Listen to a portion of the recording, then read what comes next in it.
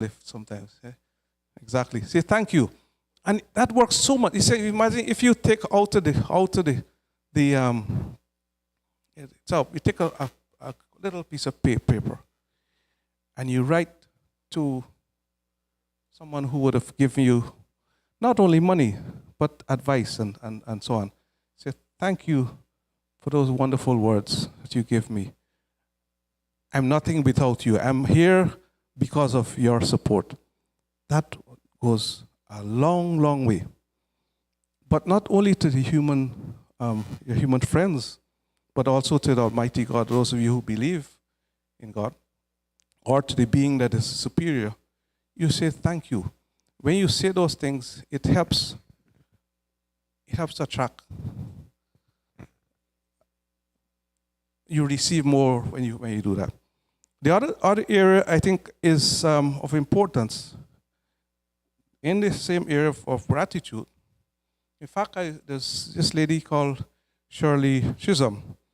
She said, service is the price you pay for inhabiting or for your space on earth. In other words, saying thank you. And you can say thank you not only by writing those little notes, but by helping the needy, helping those on from very depressed conditions, circumstances, by joining the Rotary, Lions, Freemasons, and other organizations. Simply saying thank you, because some of those people are going nowhere. And you can't expect the government to do everything. And as we're corporate, Guyana needs to come in and do medical outreach here. Not to say handout, but help them along the way. So those are my little areas, I'd say, to either enhance your current business or your entrepreneurial journey, or to sustain entrepreneurial excellence. I would like to simply ask you, I know you're only given a few minutes, but there are so many other things I can tell you about being positive and all those different things. I would ask you 3 questions in closing.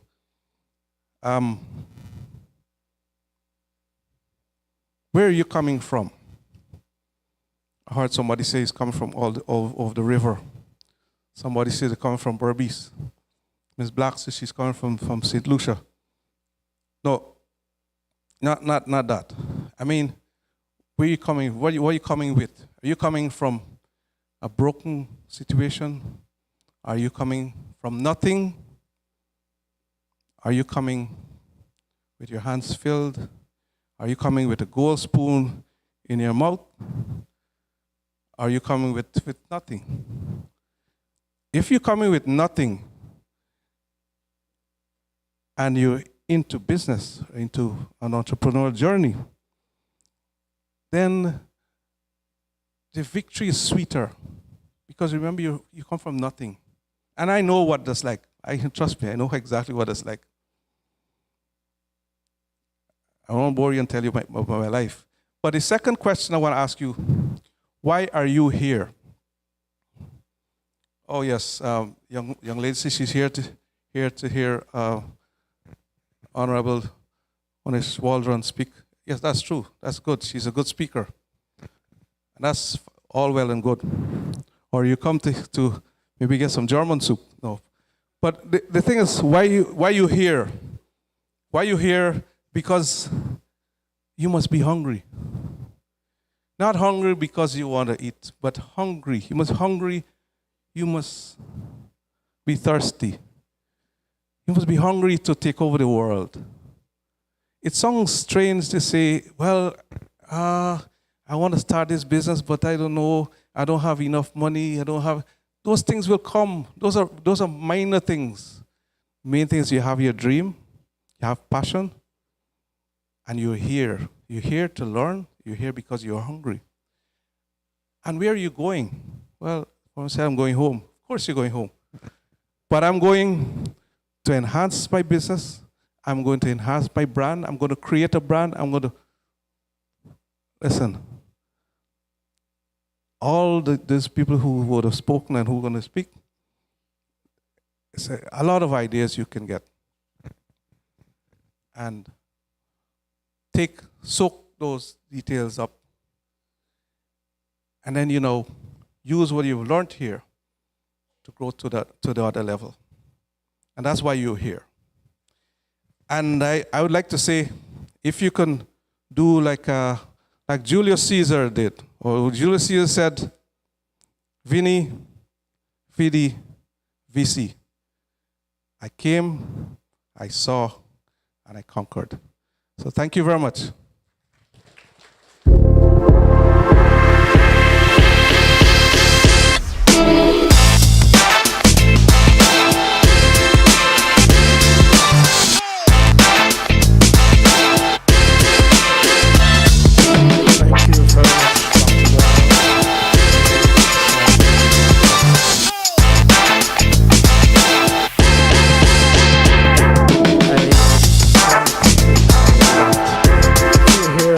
Complimentary ticket, no food for you.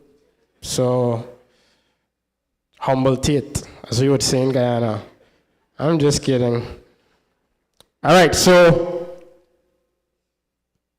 the conference has two aspects. It's a conference and a mixer. And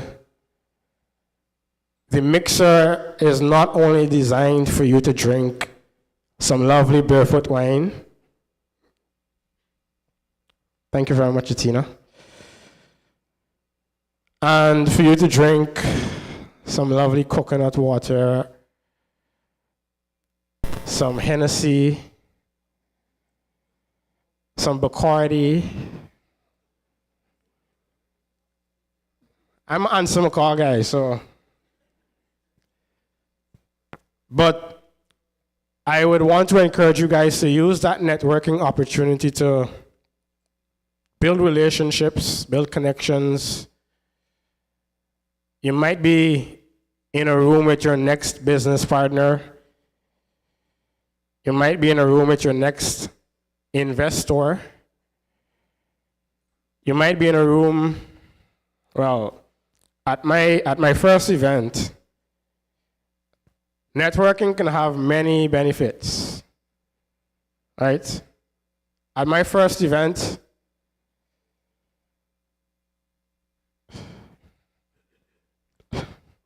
I came across a very beautiful young woman. So there are multiple aspects of networking that you can tap into this evening. And one thing that I've learned in my very young life, as a man, the woman that you're with can either elevate you or whatever is the opposite of elevate, downgrade you. So, like I said, many benefits of networking, use it wisely. And if anything goes wrong, please do not blame me. All right. So I want to give some small businesses the opportunity to just give some quick 10 seconds plugs of their business. Like I said, small businesses have been very supportive of common sense and economy. So, Mikhail, 10 seconds. Thank you, Matthew. Good afternoon, everyone. 10 seconds on the clock. The name of my business is Decanted.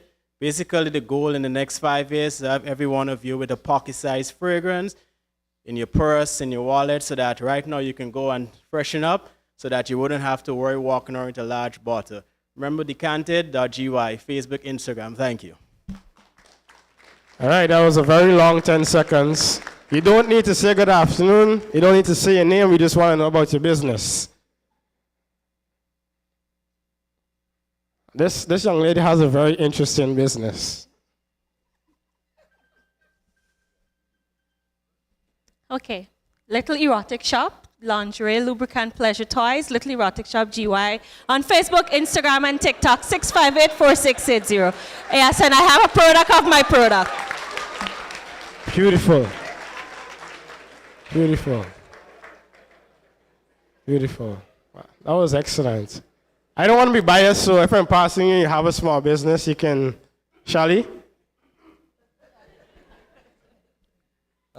Shali Farms. We're an upcoming hatchery and poultry producer in Guyana. We are launching this year. We are next big player on the market. Check us out at shalifarms.com. Shali Farms. Nobody want to plug? Oh, all right. This man came all the way from Econome. We'll give it up for him. Wow. Seems like you came all the way from Wakanda. Good night, everyone. First of all, I'd like to thank Miss Shakeen for my outfit. Wonderful designer. The name of my business is Country Boy Farmer Supplies. We supply farmers with feed, livestock, medicine, and everything. So, boom.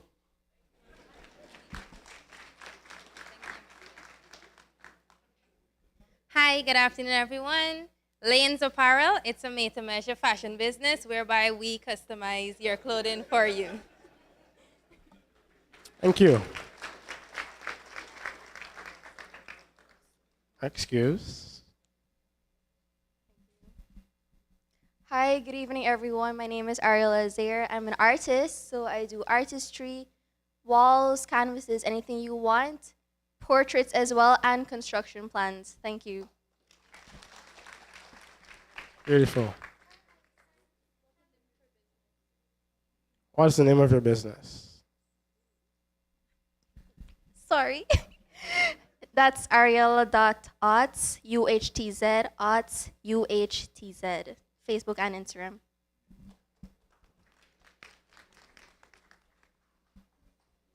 Hi everyone, my name is Ashley Sintabin. The name of my business is Sintabin Arts. I do art and I do some sort of branding as well, like making business cards, thank you stickers. Yeah, that's Sintabin Arts on Instagram.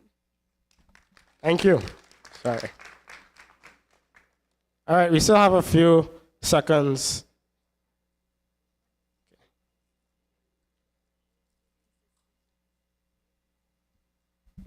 Good afternoon, everyone. My name is Regina Bunbury, and the name of my business is Queen Genius Trends. We help you to feel confident while being fashionable. You can find us on Facebook at Queen Genius Trends and on Instagram. We're on TikTok also, and the number is 610-6286. Oh, sorry. Good evening, everyone. Essentials Home and Body, Facebook, IG, scented candles, shampoo bars, 627-6339. Thank you. Sophie, my very good friend. Good evening, everyone. Sophia Dolphin, Glossy Media. We specialize in effective radio ads. We help companies with brand awareness and presence, and I proudly represent all the single parents who are into business. Yay! All right. Good afternoon, everyone. I'm the founder of A&J's Architects, and we're looking for a construction company to partner with. We do plans, drawings, 3D, and so forth. Thank you. I love that. Shoot your shot like Steph Curry, bro. All right. Guyana is building a very strong entrepreneurial class, and I want to congratulate all of the entrepreneurs in the house this afternoon. Give yourselves a round of applause and keep pushing. At this point in time, I would like to introduce one of Guyana's most popular TikTokers, Instagrammers, or whatever they call hers, influencer. Miss, where is she? Miss Alicia, are you here? Oh. Can you please make your way up to the stage? Thank you very much.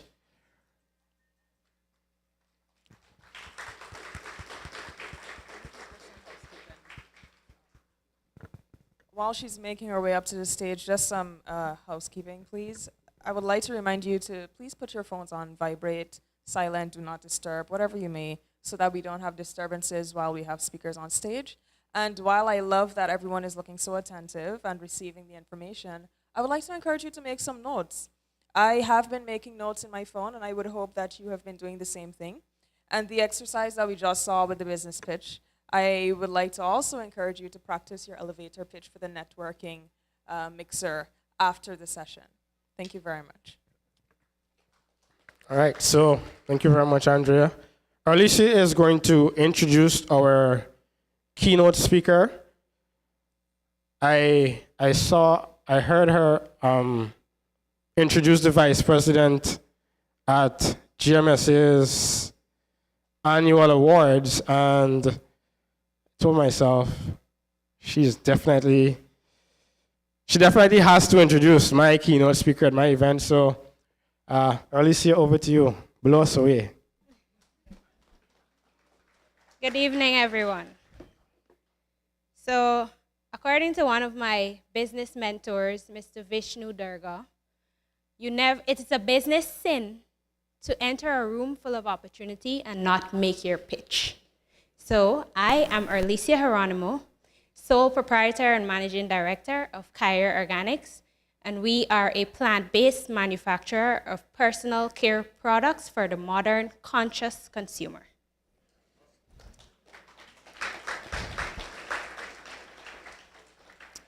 It is a great pleasure to introduce to you a woman of incredible experience in two of the most important areas that we are all here to discuss.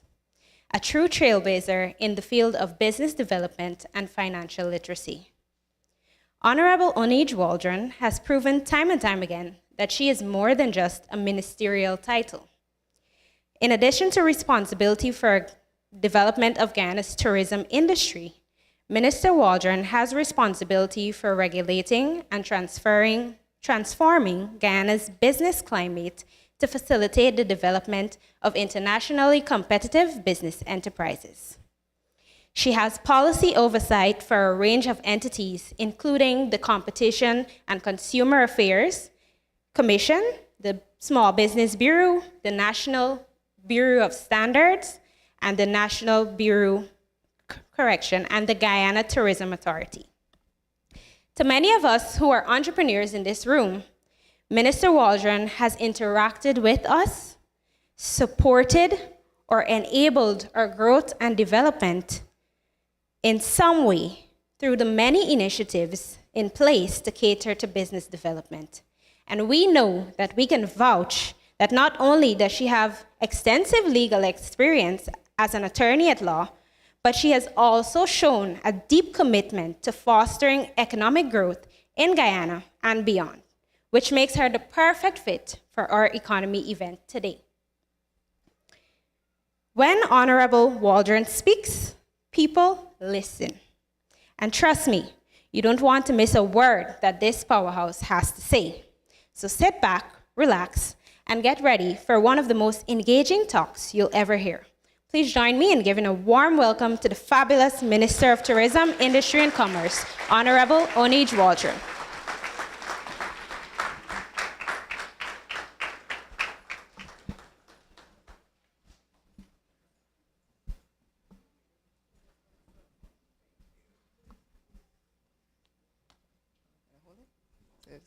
Okay, right. Oh, that is such a kind, lovely introduction. And I agree with you, Matthew, that she's a keeper.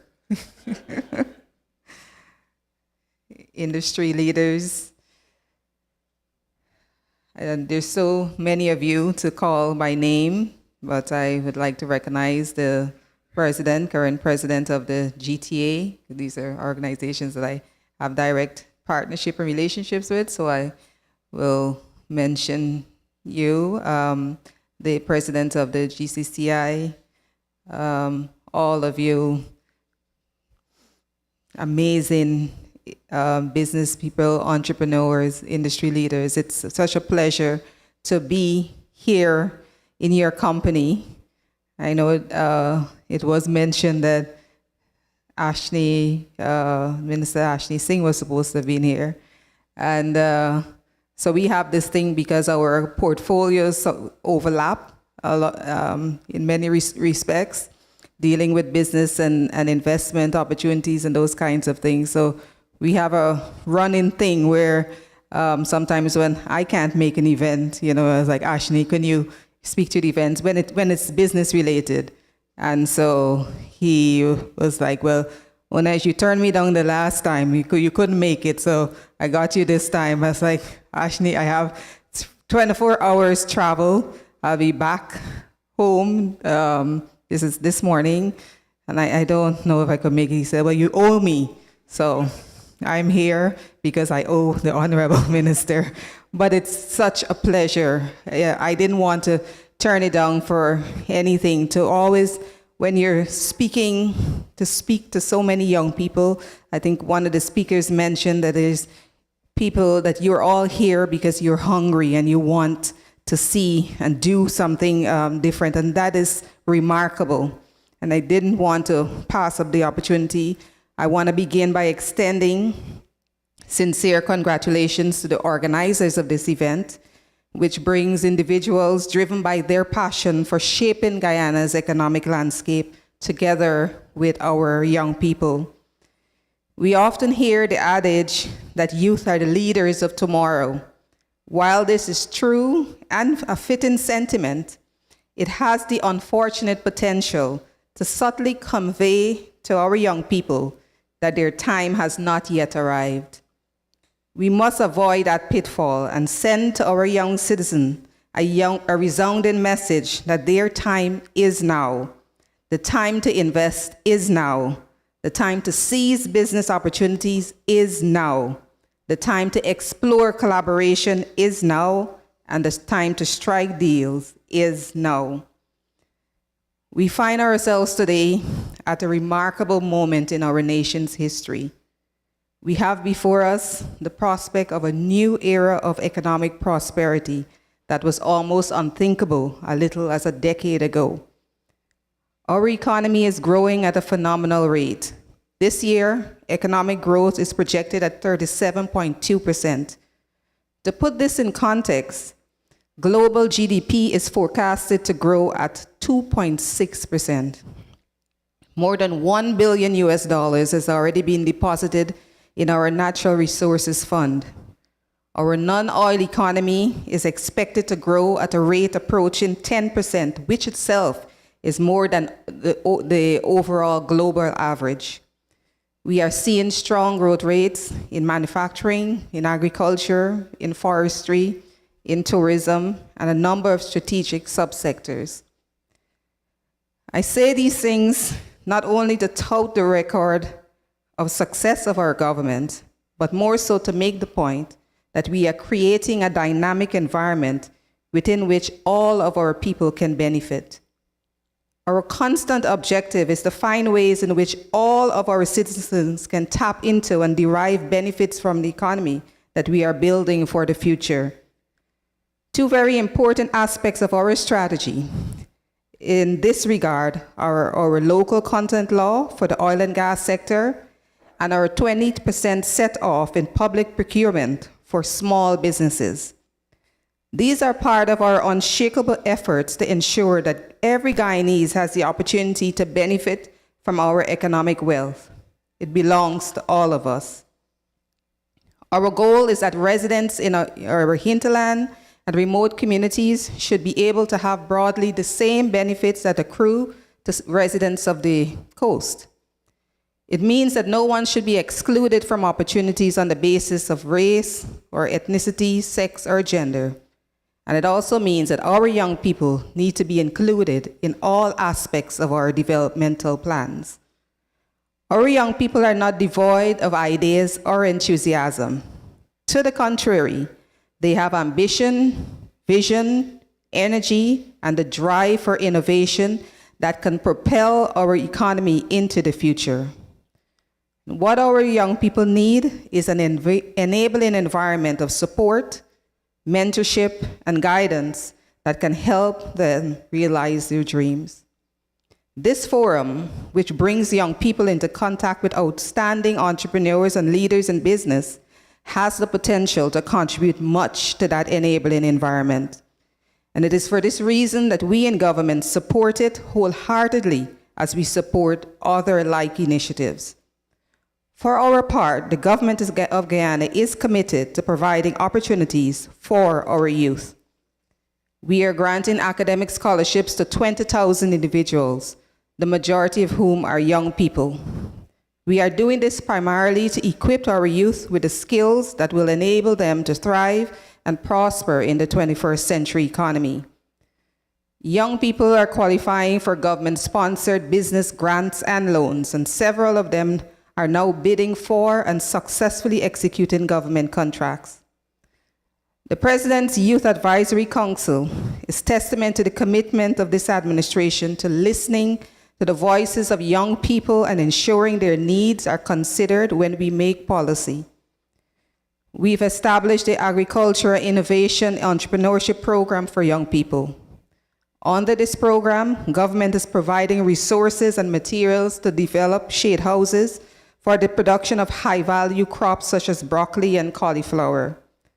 Production has already started, and these crops are being sold successfully on the local market. Our plan is for these young entrepreneurs to venture into regional markets in the medium term, and we have programs to assist them in so doing. Alongside our efforts, it's especially heartening to see the private sector stepping forward in events like these to provide mentorship, guidance, and support to you, our young people.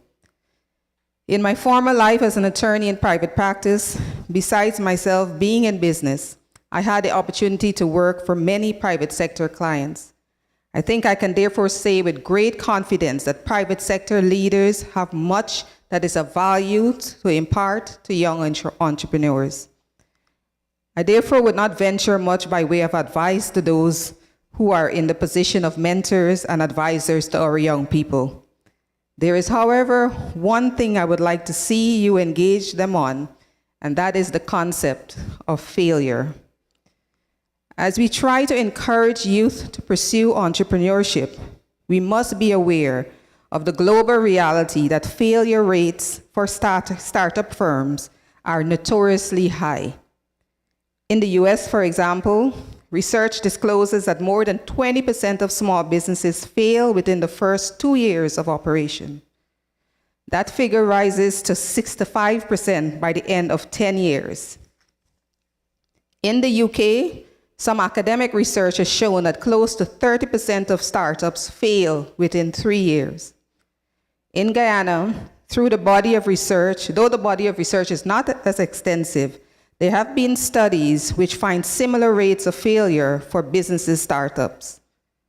There are two important things we need to do to address the failure of startup and small businesses.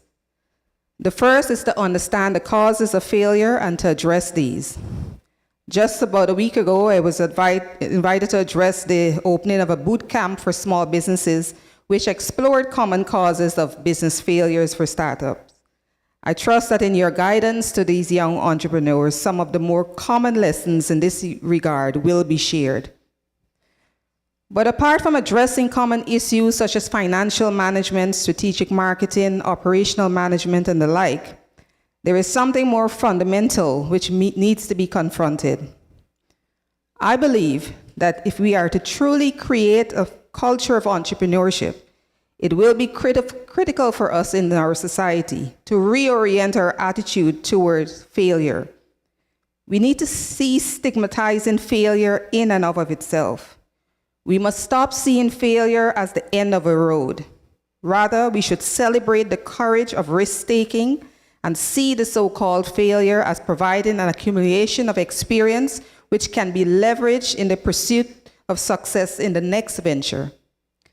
For some of the deeper and more insightful research establishes that a substantial number of very successful entrepreneurs achieve successes at their second, third, or even fourth or more try at businesses. We should realize that failure is an inescapable feature of the business and economic landscape, and thus treat it as such, instead of stigmatizing those who have had the courage to make a go at it. And if we actually examine the landscape around us, we would realize that it takes account of this reality. Take the concept of limited liability, for example. The very concept of limited liability exists to encourage risk-taking by limiting the financial consequences of failure. Bankruptcy is another example of a regulatory feature for which the underlying public policy is to encourage risk-taking. It does so by extending certain protections to businesses in distress to facilitate recovery from failure. So, my one charge to those who would lead and guide our youth is for you to share with them stories of your own challenges, your own setbacks, your failures, if you will. Most importantly, share with them what and how you learned from those failures to rebound and come back stronger than before, to become the successes that you are today. To our young entrepreneurs, I say to you that Guyana is the best place that you can be in the world today. You have an economy that is booming, a government that will facilitate you, a business environment that is becoming more and more agile and competitive, and you have the wealth of experience that is accumulated in some of these mentors that are in the room tonight for you to draw upon. I wish you the courage to dare to venture and the inevitable challenges to find your success. I thank you.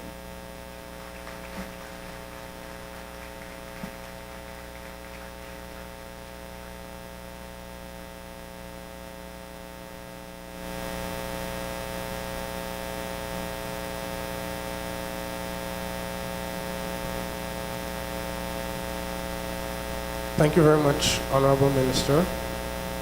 Walton.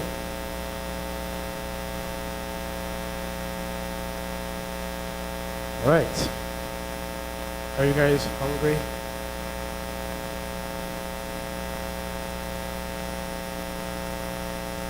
Are you guys thirsty? There's some lovely tea outside, sponsored by Jacinco. So in a few minutes, you could go have some tea as the wine chills and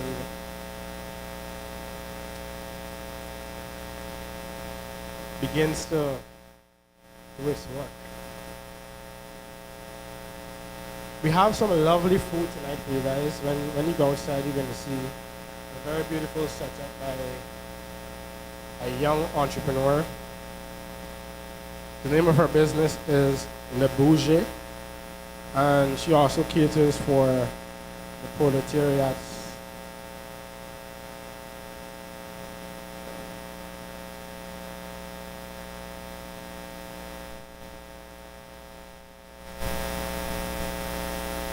That one was a tough one. All right.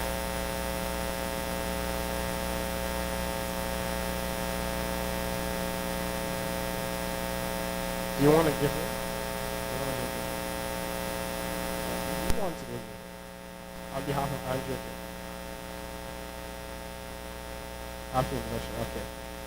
So I have the Guyana Revenue Authority, everyone's favorite government agency at the back. Please ensure that you visit them before the end of the night and ensure that those taxes are up to date. You can register for GRA's e-services, and we have hundreds of young people here, so I want to encourage you to take full advantage of a very convenient option of paying your taxes online. Please do not stress out the GRA staff after the event. And I know that they would not stress you out, because that's not what we do at GRA. We also have the Small Business Bureau. I'm not sure if they're going to be giving out any loans tonight. No loans tonight, so please don't go expecting any loans, but you can find out how you can benefit from the range of services offered by the Small Business Bureau.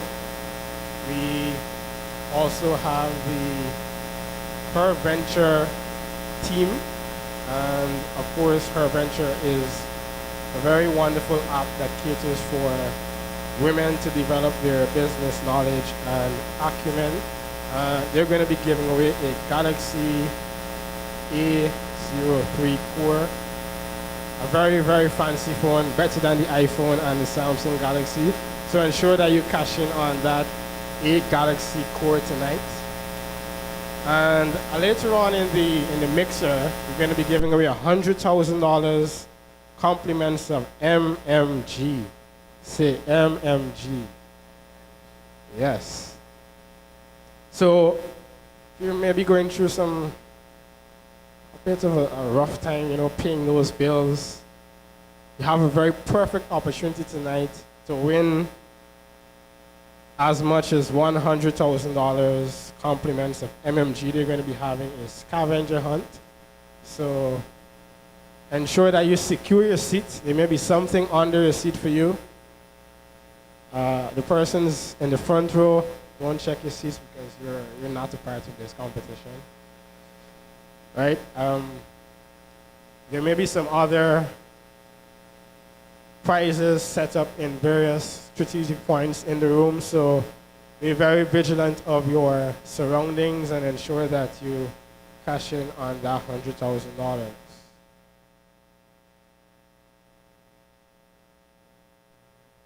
There may be something in somebody's suit.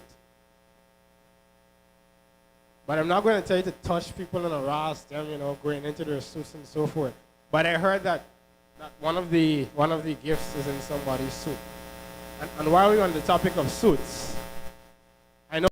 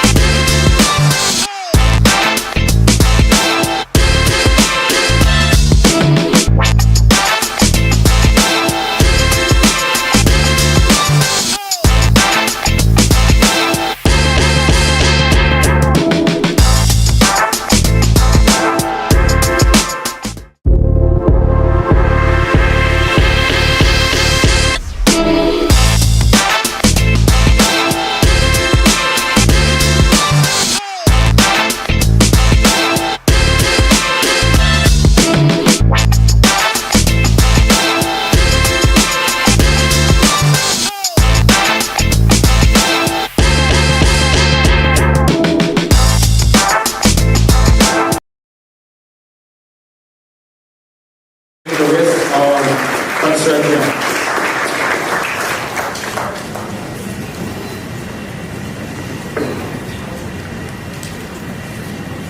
Happy that you got this short. Wasn't meant for you to reveal that. Notwithstanding, wow. Good evening, everyone. All right, so actually, this is very impressive. The number of people that you have here. I just want to see that.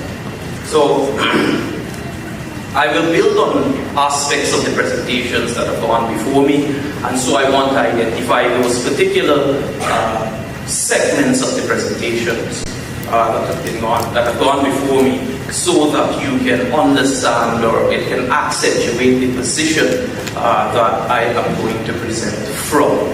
The first is a noteworthy point made by Richard Isavo, which deals with greed. I just want you to bear that in mind within the context of the topic.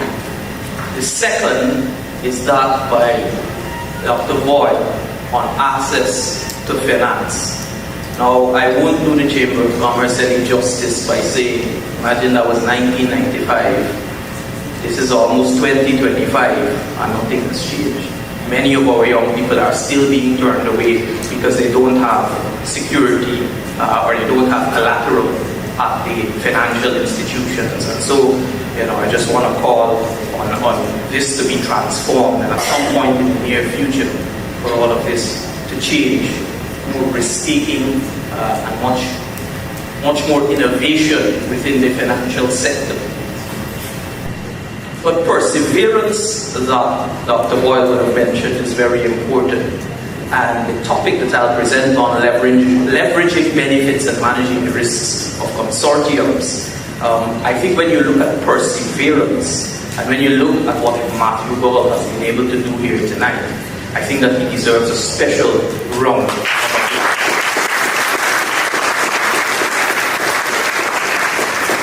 He absolutely does. And just as an interjection, has anyone noticed Andrea's face when Matthew is making these jokes? She's like, what is he doing this evening? So hilarious. All right. So the structure of what I will speak about this evening is divided into three main parts. Firstly, I will speak about why is a consortium important. That's the first thing, and I will examine it in a very succinct fashion from, firstly, the macroeconomic lens of where we are in the juncture of Guyana's development. And then secondly, I will view it in a very, very high-level fashion from a theoretical standpoint. So that's the first part of it. Secondly, I look at the benefits of consortiums. And then thirdly, I look at the risks of consortiums and how we can essentially manage those risks. After all, that's the topic that I've been given, and I want to do credence this today. So I don't think I can do so in a complete sense, given the time constraint, Matthew. So the first aspect of it is that we exist in a free market society, and one that is competitive in nature. And so any individual who is sitting and seeking a handout and looking for something to just drop in their lap, they're mortally wrong, and they're certainly operating within the incorrect environment. And so I would advise you from the outset to adjust your perspective and to understand that we are living in a competitive market. We're living in an environment where competition is extraordinarily important for garnering the optimal outcome. But with that being said, various aspects of the Guyanese economy is undergoing specific change that is causing some fundamental shifts in how we know, see, understand, and really analyze business. The first is the internationalization of Guyana and the Guyanese private sector. Perhaps when Dr. Boyle would have started business, he would have catered a strategy for just about 700, 800,000 people in Guyana. But now we have the internationalization of the Guyanese private sector and of Guyana. The international community is no longer when you move out of the geographical borders of Guyana, but it is now when you step out of your door. And I want you to really bear that in mind, because how you channel your energies, how you are able to make yourself appear on a daily basis, and every single opportunity that you get to sell yourself, sell your business, sell your skill sets, etc., all of those opportunities become extraordinarily important.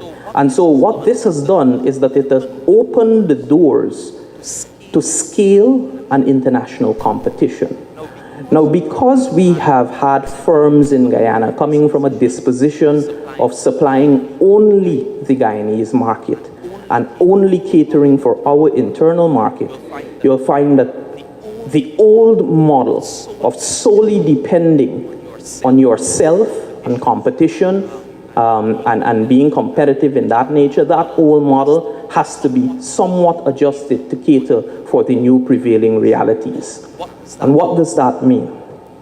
Well, this essentially means that as an individual, you may not be in a position to actually leverage on all of the opportunities. And this is where cooperation and a cooperative equilibrium, as we like to say in economics, that is where that comes into play.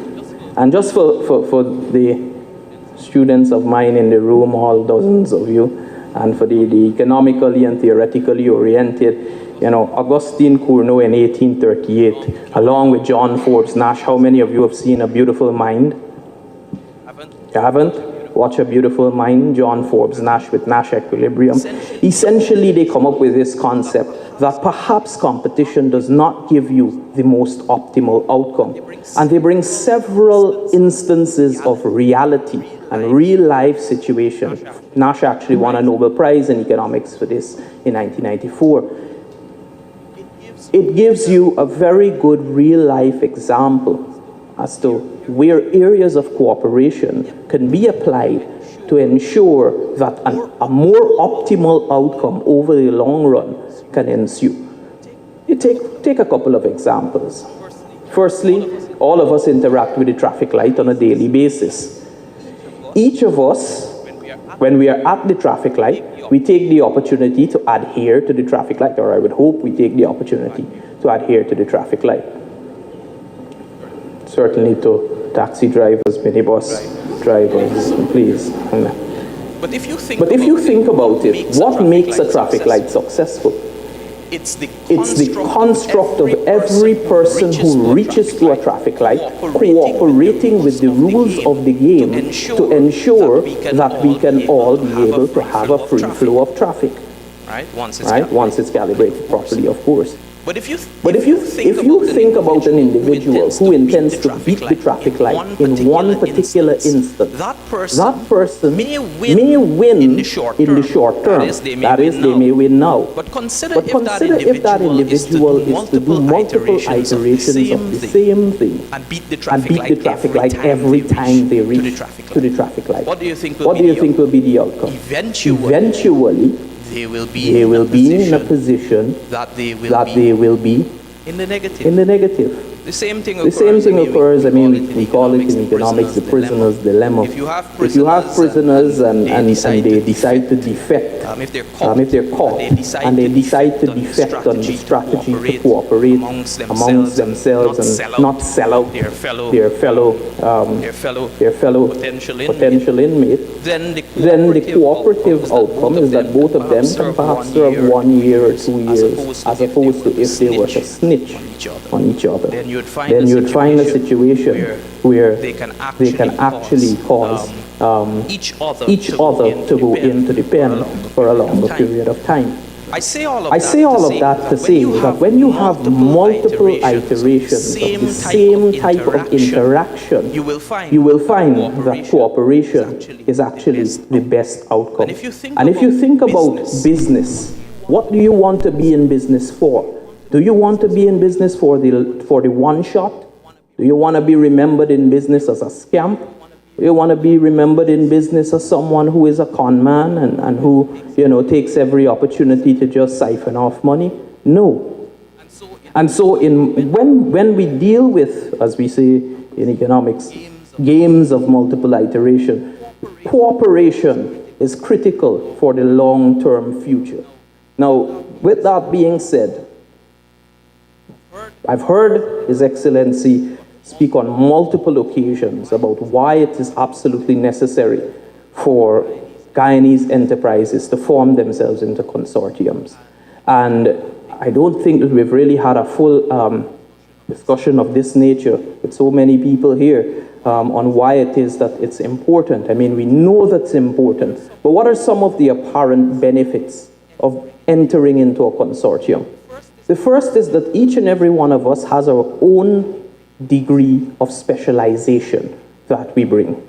Now, we are going to be doing a barbecue at the Chamber of Commerce on July 3rd. But Clinton Erlin, being the ever masterful businessman that he is, brought his degree of specialization in soup making and threw out in our WhatsApp group, hey guys, I want to put some soup there.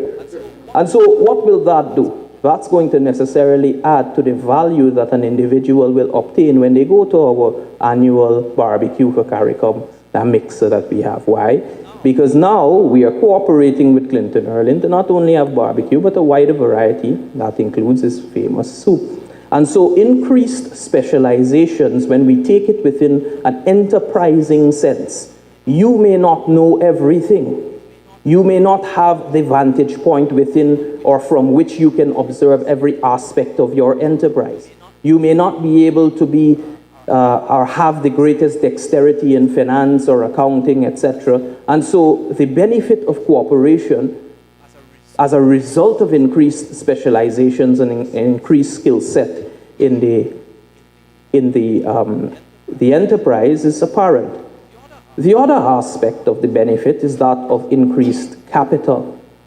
Now, you may not as an individual be able to make what you want happen with your degree of savings.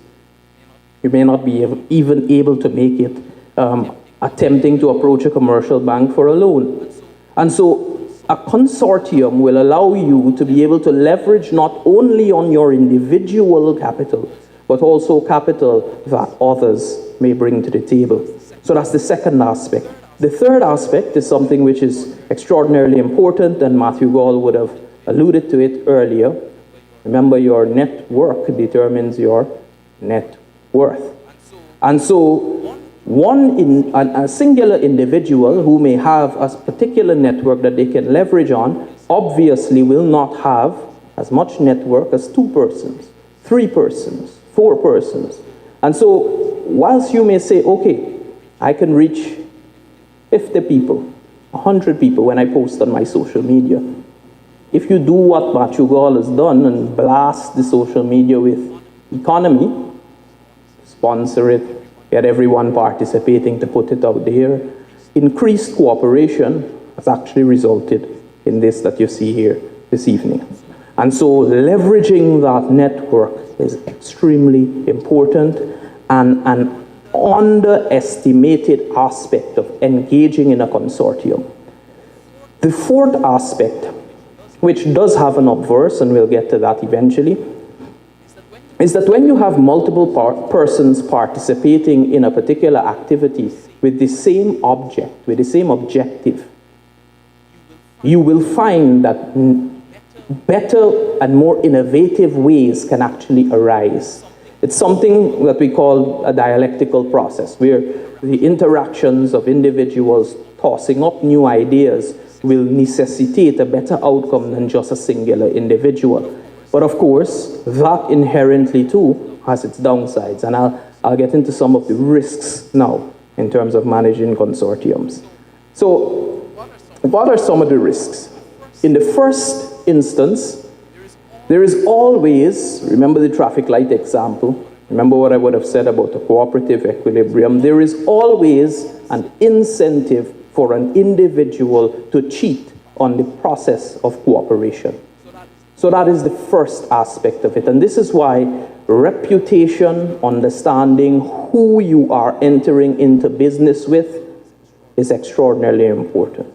And that is why it cannot in no way be understated. And so when it was mentioned earlier, it proves to be one of the most poignant points. what would you want to do? You would also want to ensure that you cover your partnership with a joint venture agreement or something that is contractual in nature and can be applied in a court of law or in arbitration or mediation. Why? Because as an individual too, you want to protect what it is that you have. Now, the dialectical process, this is the second aspect of the risks. The dialectical process that I would have mentioned earlier also can necessarily toss up disagreements. And in that, you can actually have a collapse of the entire entity or the collapse of the entire enterprising structure. And once again, this is why it bears of no small merit to cover your partnership in law, to ensure that it is well captured and that you consult with an attorney and that you consult with someone who understands the corporate environment and what is ensuing in Guyana at this juncture, so that you are able to cover it in this joint ventureship agreement or a partnership agreement. But this brings me to the third risk of a consortium. And that in itself is an improperly drafted joint venture or partnership. And so we may want to be hasty to capture as many of the opportunities as we potentially can.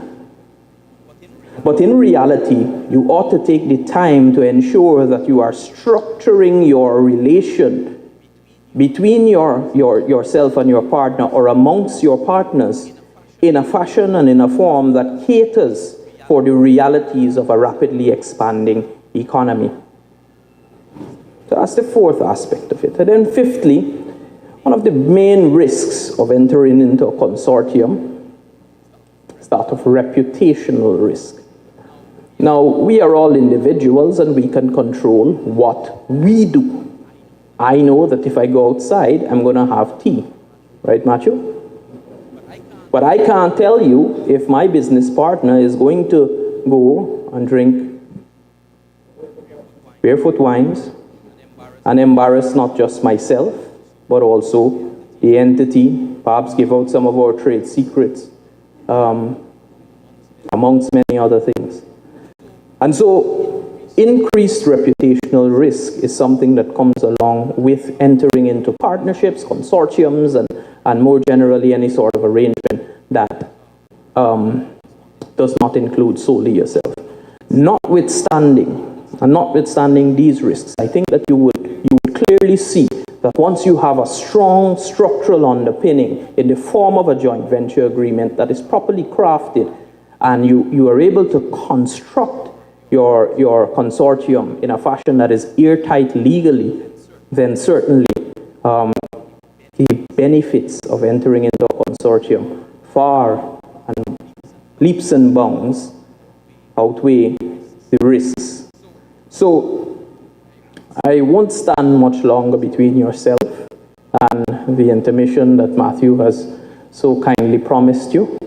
But I only want to, before I exit the stage, make one announcement, if I am so permitted to do at your event.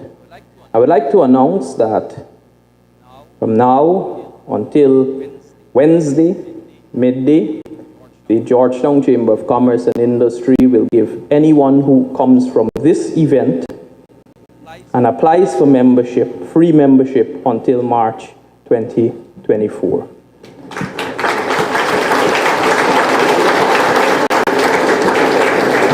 And this is in no small part in our effort to continue to support Guyana's thriving entrepreneur class. Remember, I came across a fantastic phrase in the legal profession. It says, ex nihilo nihil fit. Out of nothing comes nothing. And so if you want to ensure that you push as much as you can, prepare yourself for the new economy, then ensure that day by day, bit by bit, you continue to ready yourself and be in a position to capitalize and utilize all of the opportunities as they may present themselves to you. Thank you very much.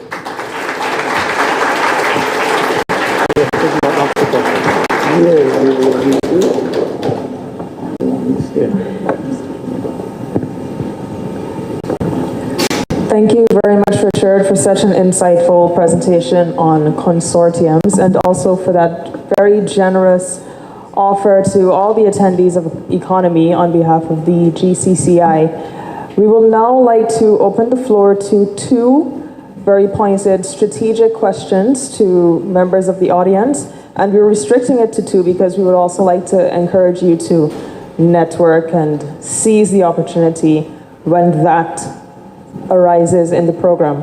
So two very strategic questions coming out of what Richard would have presented.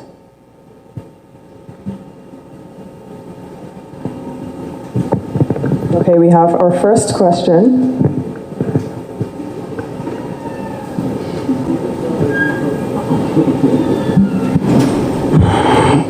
This question is for Dr. Boyce.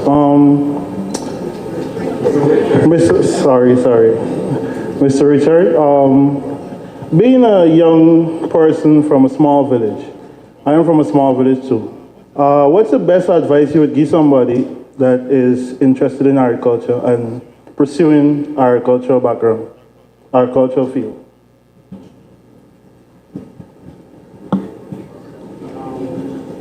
Okay, we're taking the question? Okay, we'll allow Mr. Boyle to have this question. Well, Richard Boyle is a nice name. I like Richard. Two Richards. Can't go wrong between two Richards. Thank you. Well, I'm a microbiologist, but I have a farm as well. And I am from a farm background. My parents were farmers.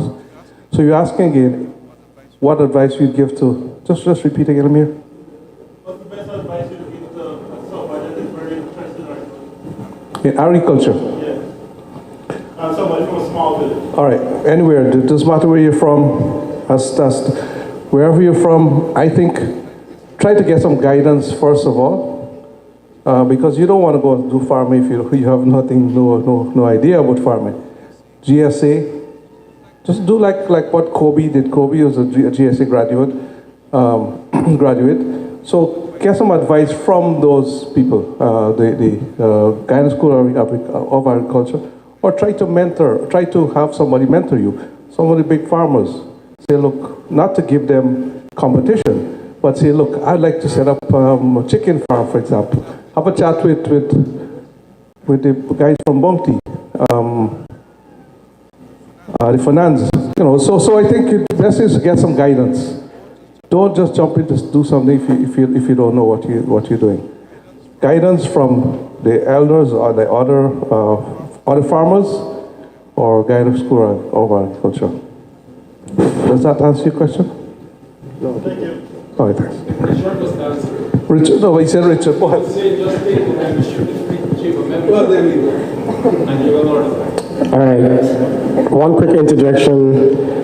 The questions during this period are directed to the presentation that we just heard on leveraging the benefits and managing the risk of consortiums. So you can direct the question to Mr. Richard Ramparan. Before we continue with the questions, I'll just allow him to make one more comment. So, sorry, in my haste to further the program along, I forgot to mention, if you'd like to apply for the membership of the Chamber, it's very simple. Just go into Google and just put apply for membership, GCCI Guyana. Once you enter that search, you'll just click there and everything is done digitally. All that we would require is your business registration or articles of incorporation, tax identification number, your NIS, but we know how that goes, so we sometimes see with that one, and an organizational profile. So yes, Clinton Erlin says that alone is worth the money to come. So I just wanted to put that out there. Thank you. Thank you, Richard. We will now allow questions to be directed to him based on his presentation. All right, good evening, everyone. Thank you, Mr. Richard, for your presentation. It was well delivered. My question surrounds what small businesses can do to mitigate those challenges and risks besides holding a contract to that corporation or that partner that you're looking to get into business with. Thank you. That is a fantastic question, because not everyone who is starting up in joint ventureship or in consortiums, etc., as a micro enterprise, will have the investment to go pay a high-powered corporate attorney to craft something proper for them. What I would say is leverage networks like the Georgetown Chamber of Commerce, leverage networks like events that have happened here today, because in absentia of something being covered fully in law, you rely very much on reputation, you rely very much on the individual's upstanding nature, whether the person has a good track record, etc. So my advice to you would be, in absentia of that, such a strong joint venture agreement, ensure that you know who it is that you're getting into business with. And I'll just say this perhaps as a more general business advice. You'd oftentimes have a gut feeling when entering into business with someone, whether they are going to do well, whether they are going to, you, or whether they're going to not completely deliver. So my advice to you would be twofold. Firstly, ensure that you know the reputation of the individual and that you do extensive background research on them. And then secondly, trust your gut feeling. Go along with it. Many of the powerhouse CEOs and so on in Guyana and around the world still continue, outside of all the fancy legal work, still go along with their gut feeling.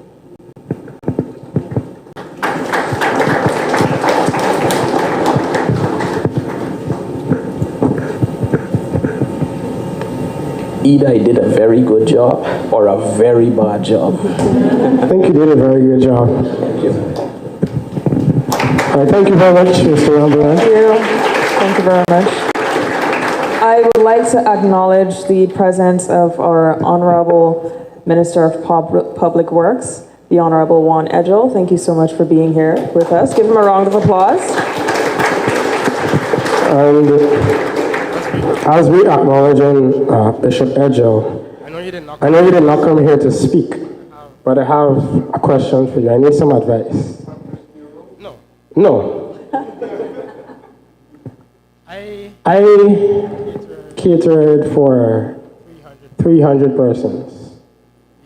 We have over 400 persons here. I remember there was a story in the Bible whereby the wine ran out at the marriage ceremony.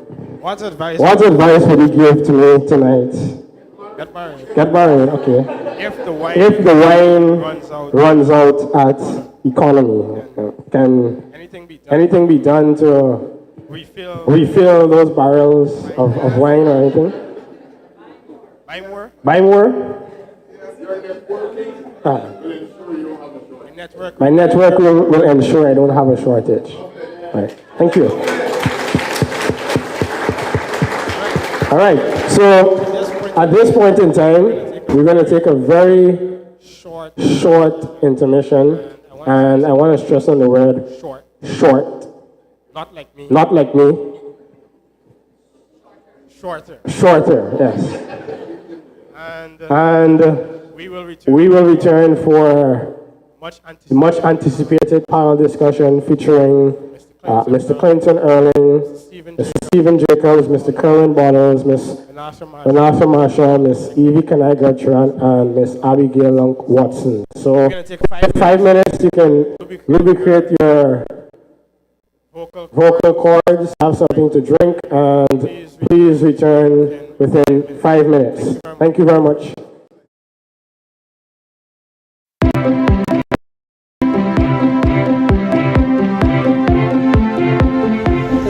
This is MMG agent QuickServe. We're located in Bangladesh at the CNF Mall. I've been an agent for over 5 years, and signing up for MMG was very easy.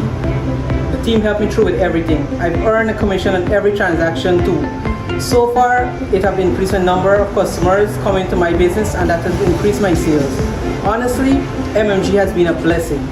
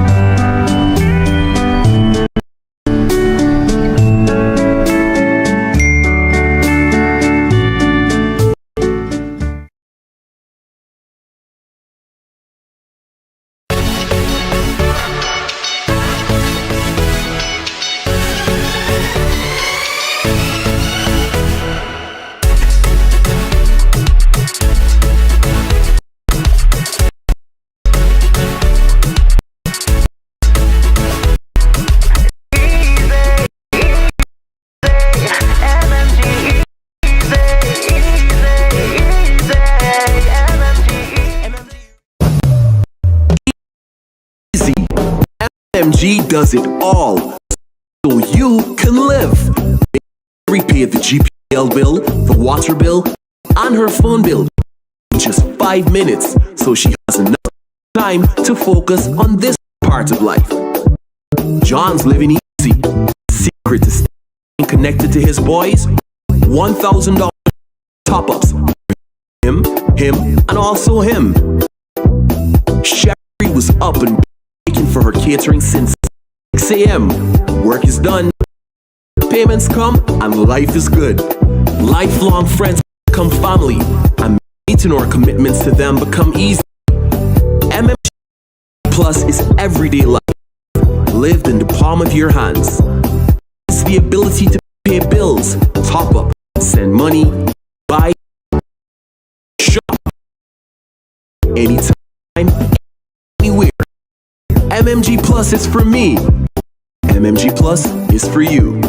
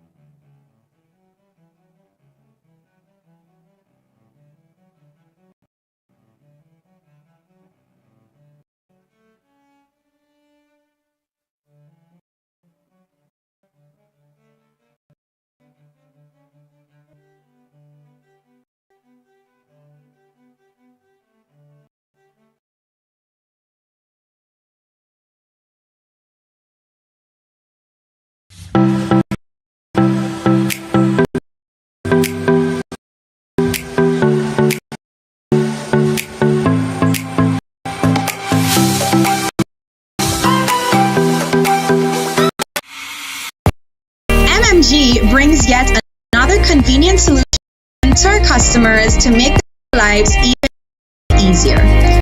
We have officially onboarded Sol Guyana's range of Shell branded stations to better serve your everyday needs.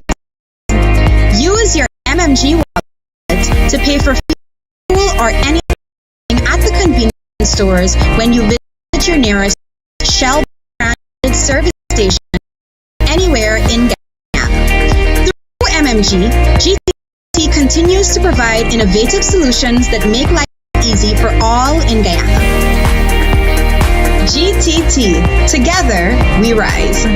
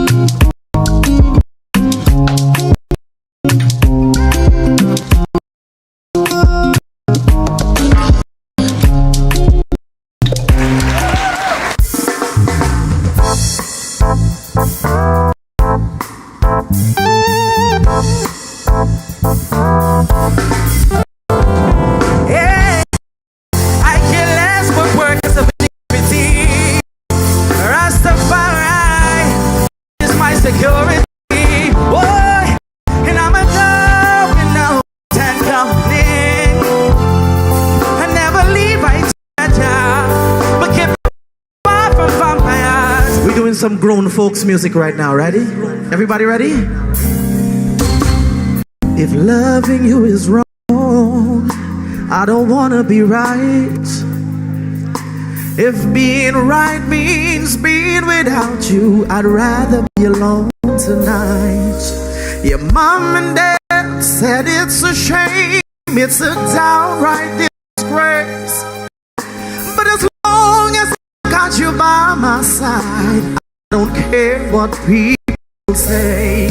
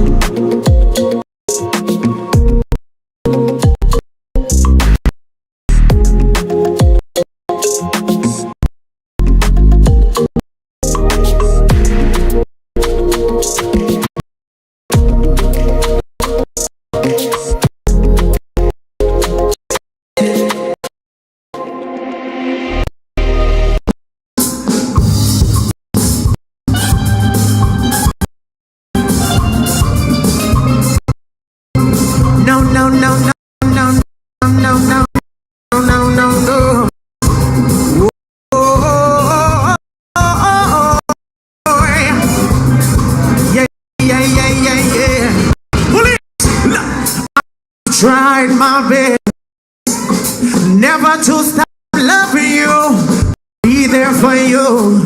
Whoa, you make my life so. I can't hear you. Jealousy and problems come into our lives. Yeah. We've been together for so long.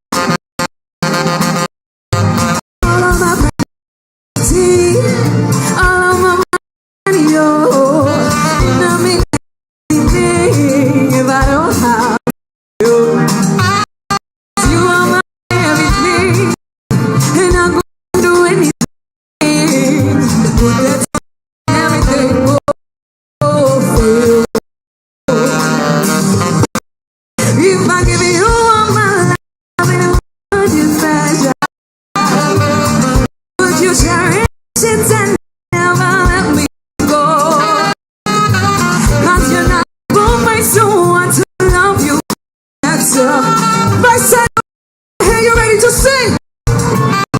Everybody say, make I go love you.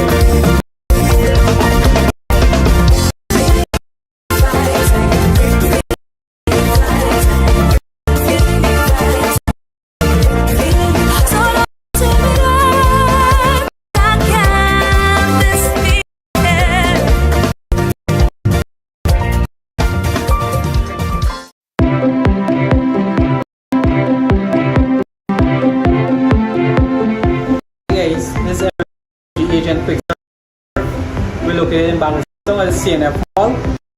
I've been an agent for over 5 years. And signing up for MMG was very easy. The team helped me with everything. I've earned a commission on every transaction too. So far, it has increased the number of customers coming to my business and increased my sales. Honestly, MMG has been a blessing.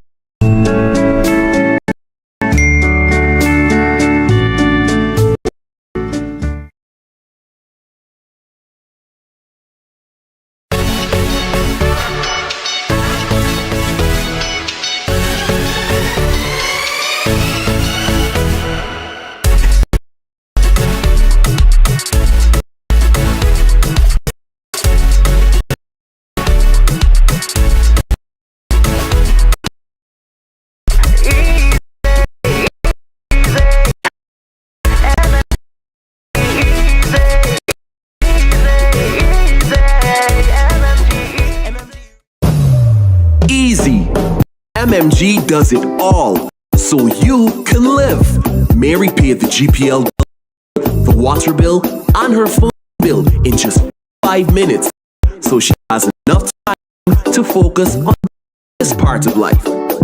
John's living easy. His secret to staying connected to his boys: $1,000 top-ups for him, and also him. Sherry was up and baking for her catering since 6 a.m. Work is done, payments come, and life is good. Lifelong friends become family, and meeting our commitments to them come easy. MMG Plus is everyday life, lived in the palm of your hands.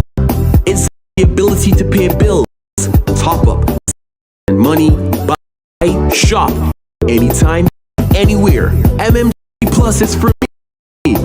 MMG Plus is for you.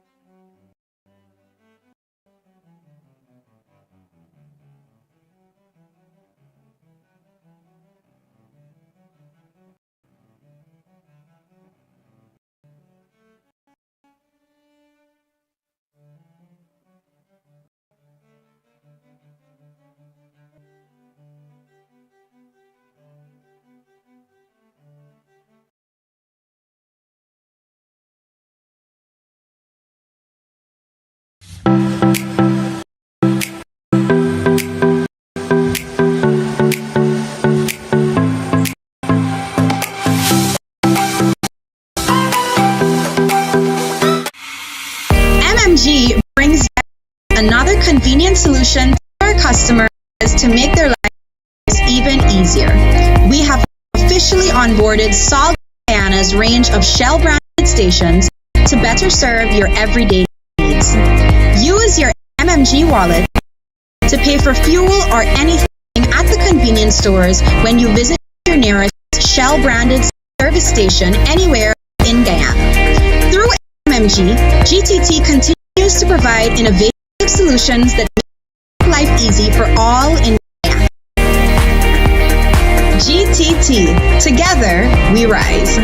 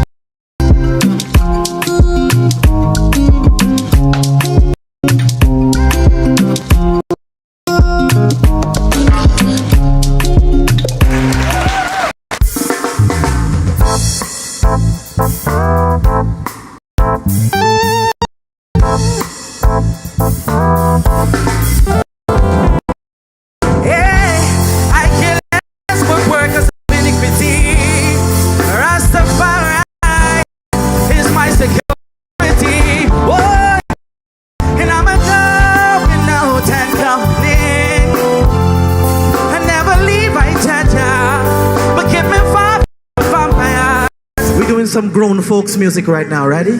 Everybody ready? If loving you is wrong, I don't wanna be right. If being right means being without you, I'd rather be alone tonight.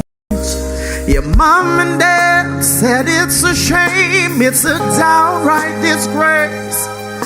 But as long as I got you by my side, I don't care what people say.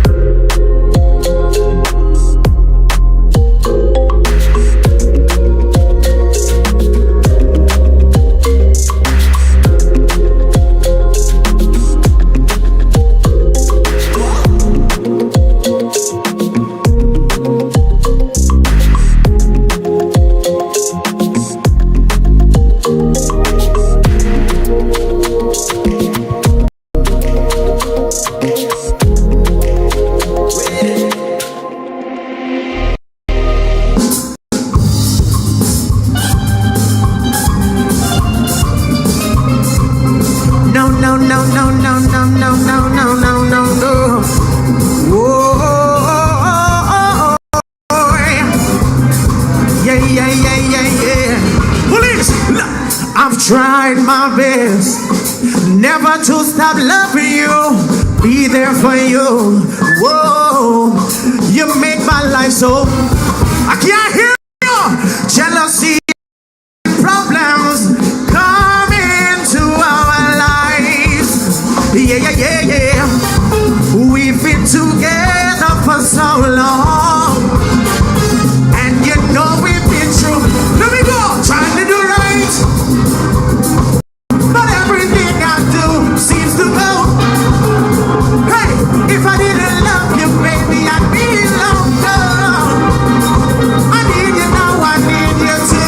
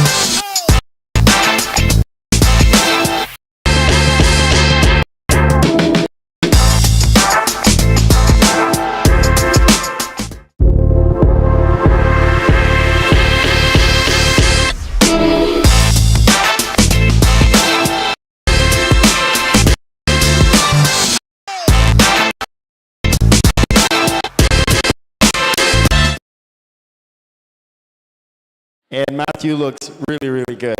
All the ladies in here should be running after you, brother. I am Dr. Kofi Dalrymple. I have a bachelor's, master's, and PhD in engineering and environmental science. I'm an educator, an entrepreneur, and a thought leader. After graduating from the University of Guyana with my first degree, I embarked on an exciting and diverse career. I became a co-inventor of patented U.S. technology that produces biofuel from genetically modified organisms and biopharmaceuticals for big pharma. And then I later entered the world of engineering consulting to design buildings and biotechnology manufacturing facilities. Today I'm also the head of the civil engineering department at the University of Guyana. Through these experiences, I discovered my love for embracing challenges and solving problems in a variety of contexts. In 2020, I set my eyes on solving problems right here at home. Among those problems is healthcare. This problem is personal to me because one of my big brothers died in the prime of his youth from a curable, preventable condition. I know we're going to be a wealthy country, but I think an important question is, are we going to be a healthy country? Winston Churchill, that great British leader, said, healthy citizens are the greatest asset a country can have. Health, productivity, and the economy are intimately interlinked. In Guyana, across the Caribbean, an attitude challenge with healthcare on a personal, corporate, and at our national level. Here's some stats. About 60 to 70% of mortality is due to non-communicable diseases, heart disease, stroke, diabetes, and high blood pressure. The risk of premature death is 30%, which has huge implications for us seeing at some point the wealth that we create. 90% of us do not see a doctor regularly. That's at least one time a year. We usually wait for emergencies. Oftentimes it's quite late, and so we've created a sickness care system in place of a health care system. And it's kind of sad to think that we take our cars for maintenance more than we take our own bodies for maintenance. 50% of us are considered to be outside of a healthy weight category. In 2006, this number was 55. Your BMI, which is the square of your height, sorry, I'm an engineer, over your weight, is a risk factor for heart disease, blood pressure, type 2 diabetes, gallstones, breathing problems, and certain cancers. So how do we solve this problem? We can cover it up. We can ignore it. We can apply social media filters over it. Or we can do like I like to do, which is to suck in my belly. Or we can do the hard and smart work to change it. I am the founder and CEO of On Call Health. We're a problem-solving, solutions-driven, technology-based healthcare company set up right here in Guyana. We focus on personal and corporate health and well-being. We believe that employers have a great opportunity to influence the health choices of the people who work with them. Why do we believe this? We spend half of our waking day at work. The other half of it we spend in maddening traffic. It makes sense to me that in order to build a better economy, we must build healthier lives and reverse the current statistics.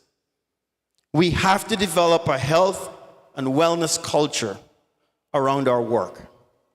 So On-Call has been going from company to conduct health screenings, educate staff, provide health and wellness resources to improve employee engagement and productivity on the job. So Matthew, I expect that every employer in here will reach out to us to learn more about how we can help you to make your employees healthier and more productive. Now, we've made both physical and emotional health our priority. While physical health is important, it is very, very hard to work if you just had a breakup, if you're grieving, if you found out last night that you got blow, or you feel disconnected from the people around you. Like Winston Churchill, I also believe that healthy citizens are the greatest asset of our country.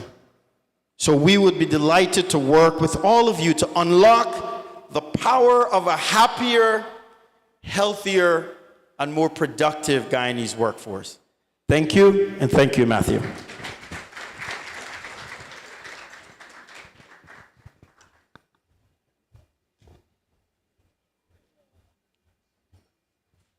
Thank you very much, Mr. Dalrymple. I just want to quickly point out that the stage was designed by Luther's Decor, and can you please give them a round of applause? I have to mention this because about 4 months ago, I sent a drawing to Mr. Luther, and I told him I have $500,000 for the stage. Mr. Luther responded and said, Machu, you crazy, bro. This design that you sent me costs more than $1 million. So Mr. Luther responded and said, however, I like what you're doing. Give me the 500,000. And he was here until 4 a.m. this morning working hard. I came back at 9. Mr. Luther was already here and helped with the full completion of this set. So I have to especially acknowledge Mr. Luther for his excellent work. And if you have an event, Luther's Decor is the one for you. At this point in time, we would like to introduce our 6 panelists in what we call the Circle of CEOs panel discussion. At my last event, I received some criticism about my choice of panelists. They were too young. They lacked experience. And I always listen to what people say. And though I appear to be a very calm and meek person, I'm a very competitive person at heart. And I decided, you know what, I'm going to give them what they want. So I went for more experienced, they're still young, right? But persons more accomplished within the business field. And they've criticized that as well. I wouldn't mention some of the criticisms that I've faced. I know many persons have seen them on social media, but we press on. There's a famous quote in Guyana by a very famous man, and it goes like this: "We gonna make it, man."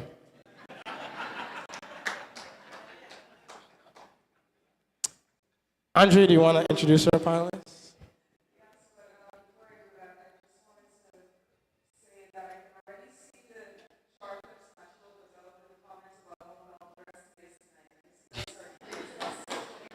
Definitely. Okay, so coming to speak to us, the Circle CEOs, we have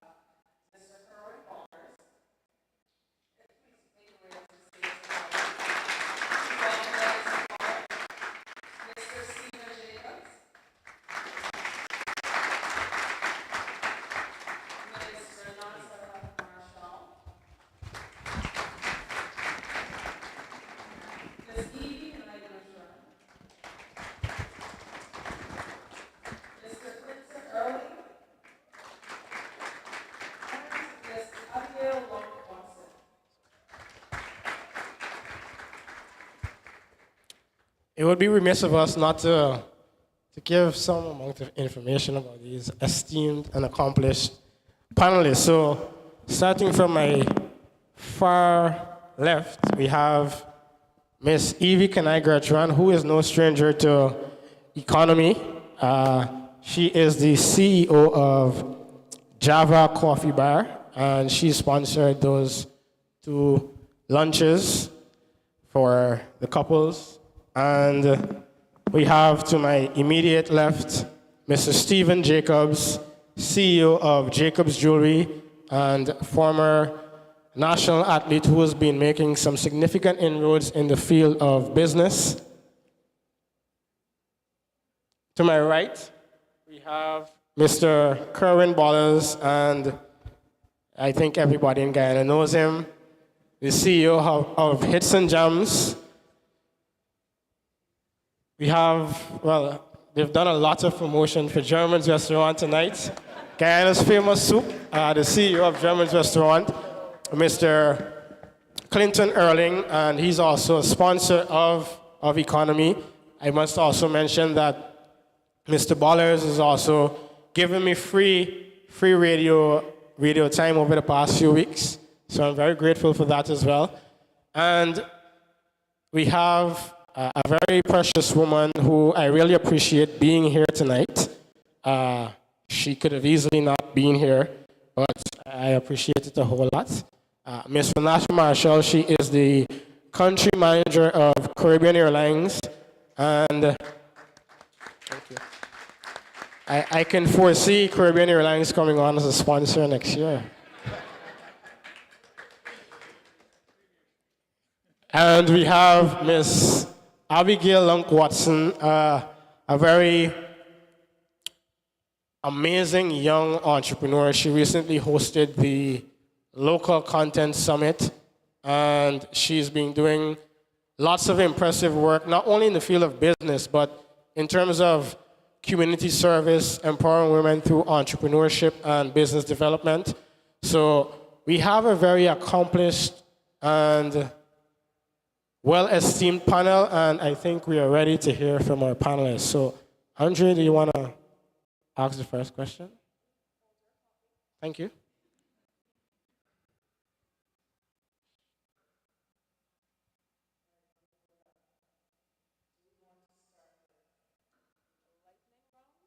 Yes.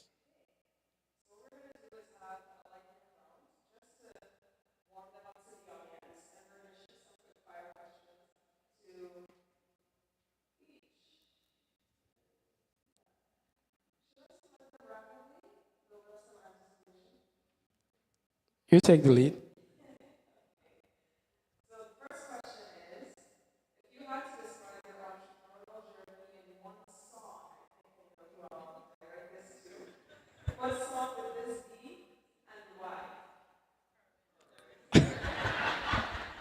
Started from the bottom, now we're here. Yay! I love it.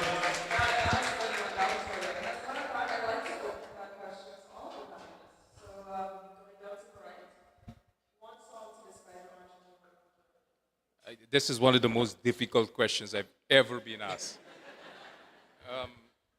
I don't know, Jay-Z has a quote, I don't know the name of the song, but I am a business man. Deep. It wasn't easy, but it was worth it. Beautiful. Don't go chasing waterfalls.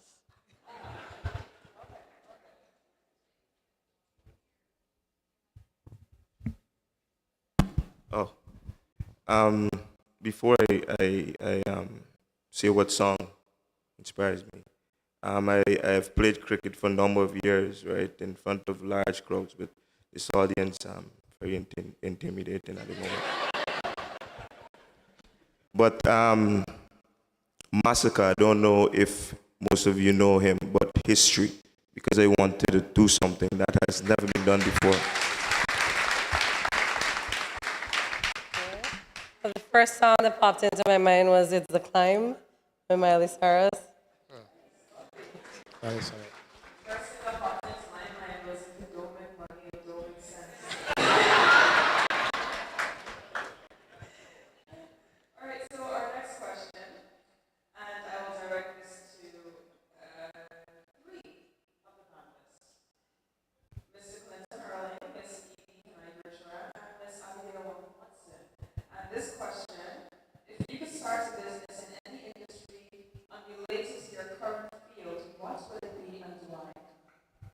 I don't speak short, lightning wrong, but I'll tell you what, if it would be any field in any business. Once the investment makes sense, you should go for any field or any business. Do not restrict yourself to any one particular industry or sector. In fact, we even had Richard speaking earlier. I saw even investments that could be. But just do the due diligence and then go for any field or any sector.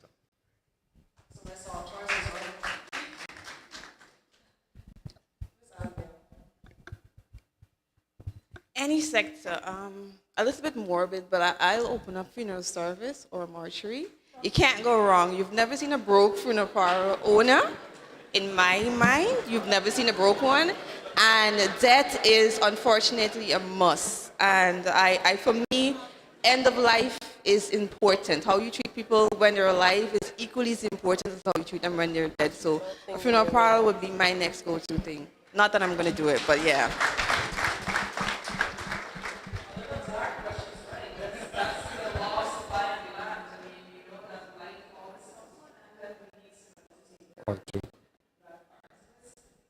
Definitely something in the education field. I work with girls in tech, and I have 4 girls. I do have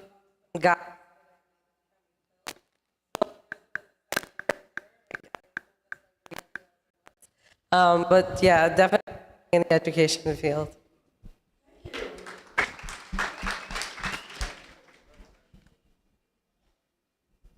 Thank you very much. All right, so we're still in that lightning round, and I'm going to direct this question to all of our panelists very quickly. Share a funny or embarrassing mistake you made early on in your entrepreneurial career, and what did you learn from it?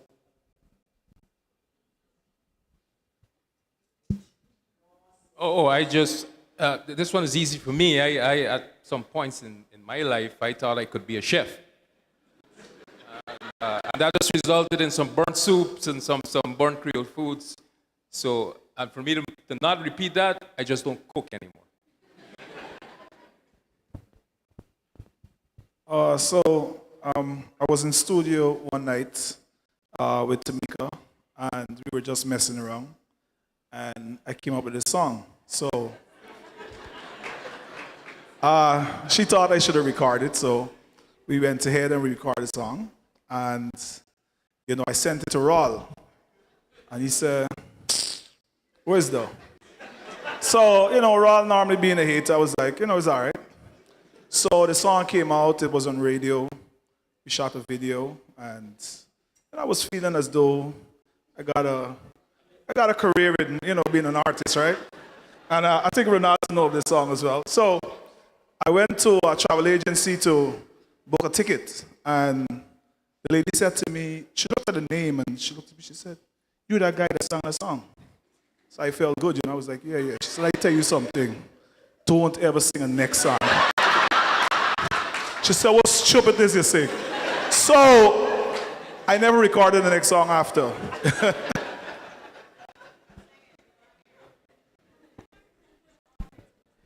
So, funny moment for me, or more of a lesson. So I had decided to stop playing cricket and, venture off into business.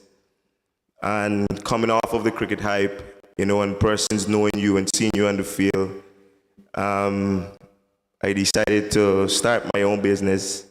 I did ads at 9 to 4. I went around.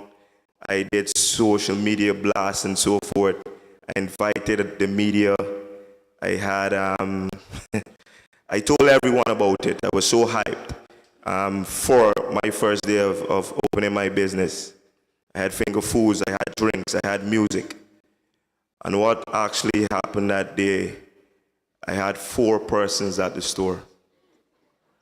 And all of them were from the media. So, in a sense, that humbled me and made me persevere even more. So that's it for me.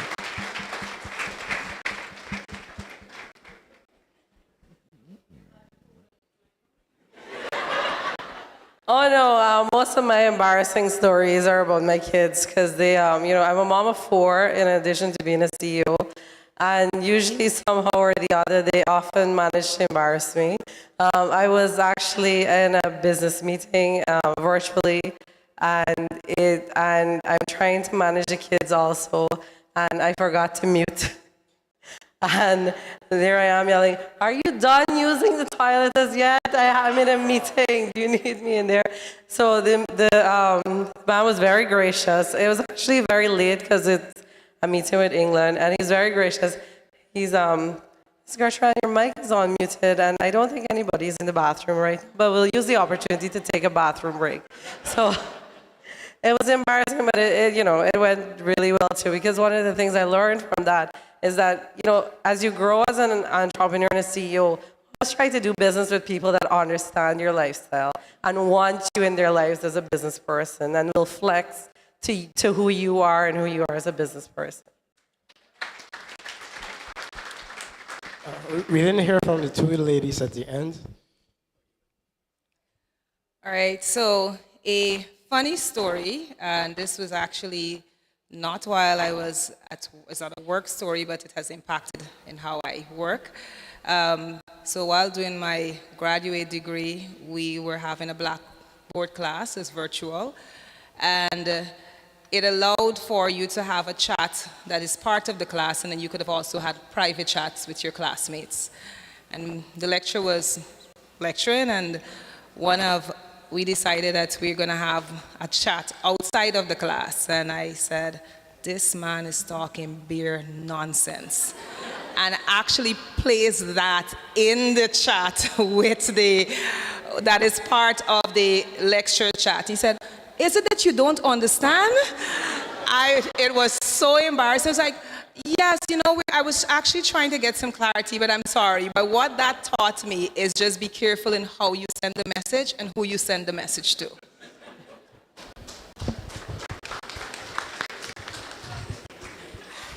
I'm not sure if this is an embarrassing story, but lessons learned on my entrepreneurial journey. I actually lost my first company. I started off hot and sweaty, thought that I knew what I wanted to do, but I had no experience in business whatsoever. I didn't know how to manage accounts. I spent money wild and things like that. And 1.5 years into it, it just all went away. I had a business partner. Hopefully we'll talk about that later on. But literally just all went away. I could not have explained it to anyone. It was just one of those moments and lessons learned. Thank you.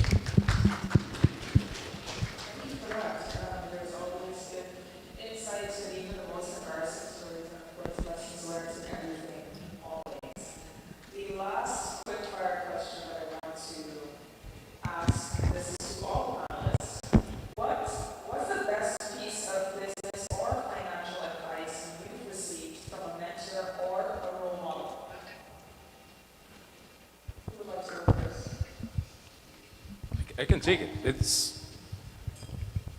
It's all about the product. What I see happening a lot, and even me when I first started out, lots of people focus on everything else.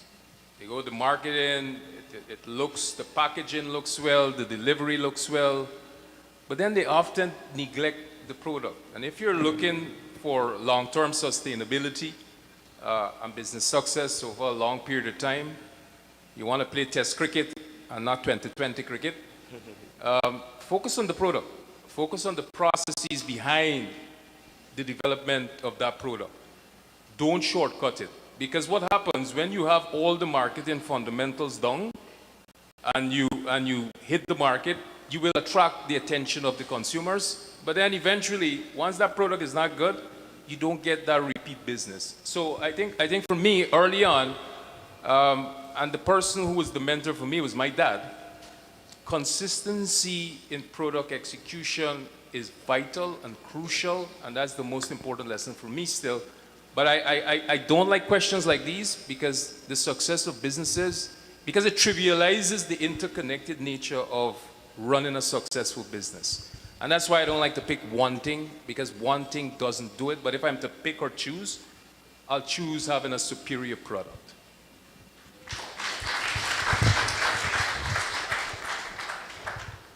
Okay, can I go? Perfect.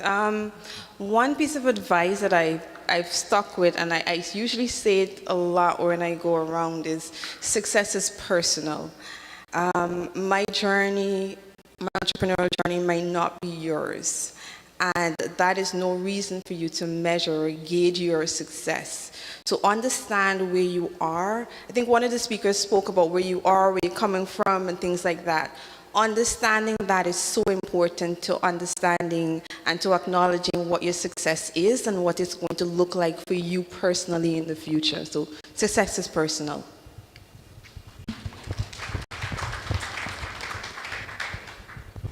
For me, I would go with Clinton. Like he said, there's no one advice. But one of the advice that I got was manage your cash flow, you know, and also look at your receivables.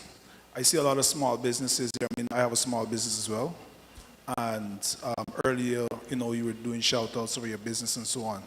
But doing business and having the money on paper, but actually not having the cash is two different things. So you might be looking at your business that is doing really good, it's successful, you've done probably $30–40 million this month, but really you only have $5 million in cash, and your receivables is probably over 30 days, over 60 days, over 70 days. That could really cramp your business.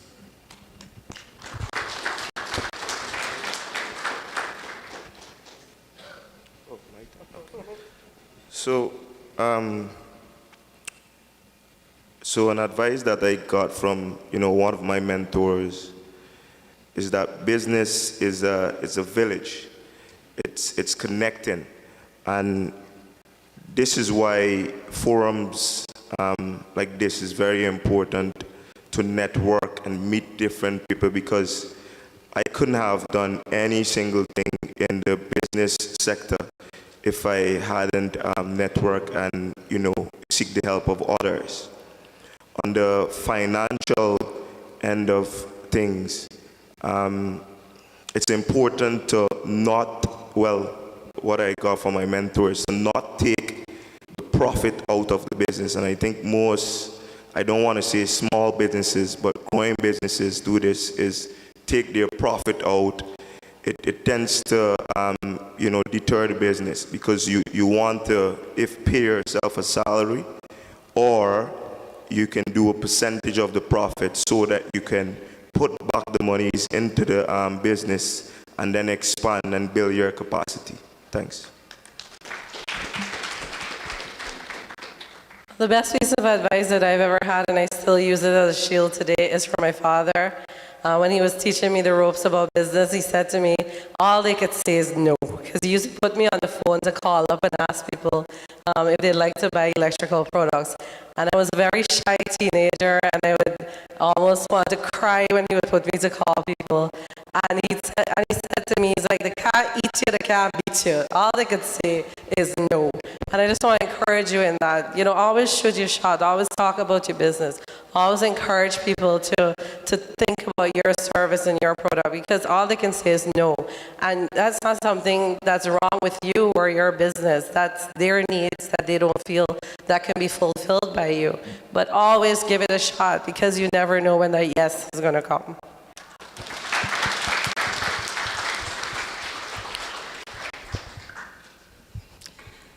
The best piece of advice that I've received, and I received this many years ago from my mentor, is stay persistent and patient. And my mentor is not Dr. Boyle, by the way, but from his journey, you'll be a great mentor, Dr. Boyle, just inviting you. But from his presentation, this is just to show that this was really true golden advice, because he has shared that his success story is through persistence and patience. It is really, really important to stay persistent, focus on your goals, and be patient, especially in challenging times, because there's going to be all sorts of curveball thrown your way or coming your way, and you have to stay focused. And that advice remains with me. It's one that keeps giving, because I use it, I see it, I give it to other entrepreneurs now, and I think it is something that will always be relevant.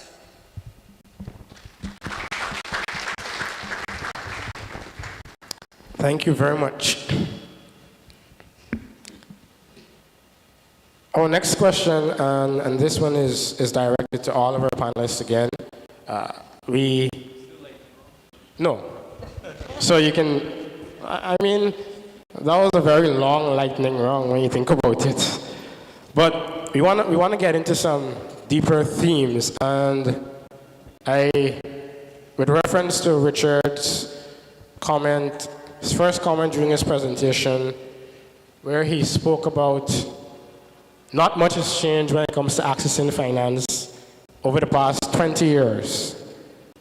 What has been your experience when it comes to accessing finance from the various financial institutions in Guyana, and what piece of advice would you give to our young entrepreneurs when it comes to seeking finance?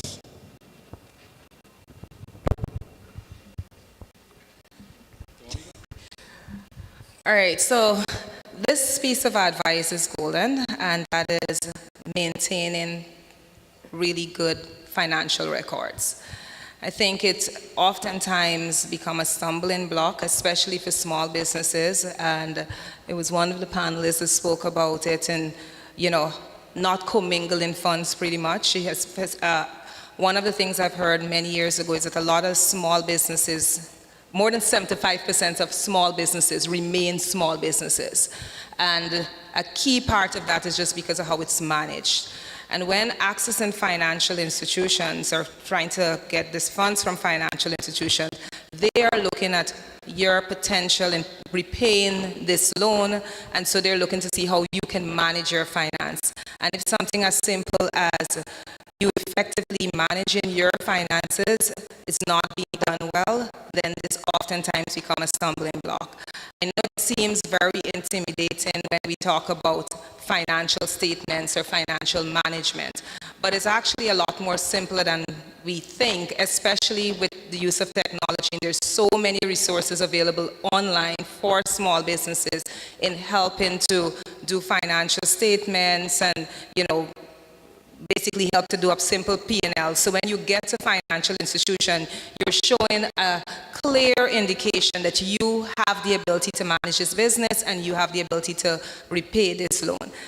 In saying all of that, I can say that now because that had been my stumbling block when I first approached a financial institution about that. And it was like, so could we see your last 3 years financial statement? And I was totally blank. And so it's a lesson learned, and I think it's a really good one, and there's many resources that can help with this. So we need to use the resources that are available to us.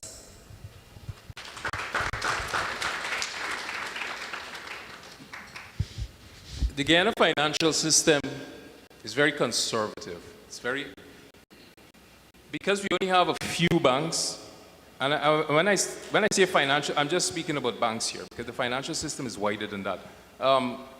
But we just have a few banks, and they don't take risks. They all offer the same products and services because they don't have any incentive to change. A lot of it will rely and depend on legislative changes. I see a lot of politicians in the room. Get to your representatives as business people. No, it's not a funny thing. Get to your representatives and talk to them about changing some of the legislation. Before I came up here, I had a discussion. When we hear financing, we always just think about banks. But there's different forms and different types of financing. And in Guyana, Orson from GT&T, who's the sponsor of this event, by the way? Orson was talking about something called equity financing. That is finding financing from people right in this room. In fact, I'm looking to finance people who have pretty good business ideas. And recently, you guys might have seen,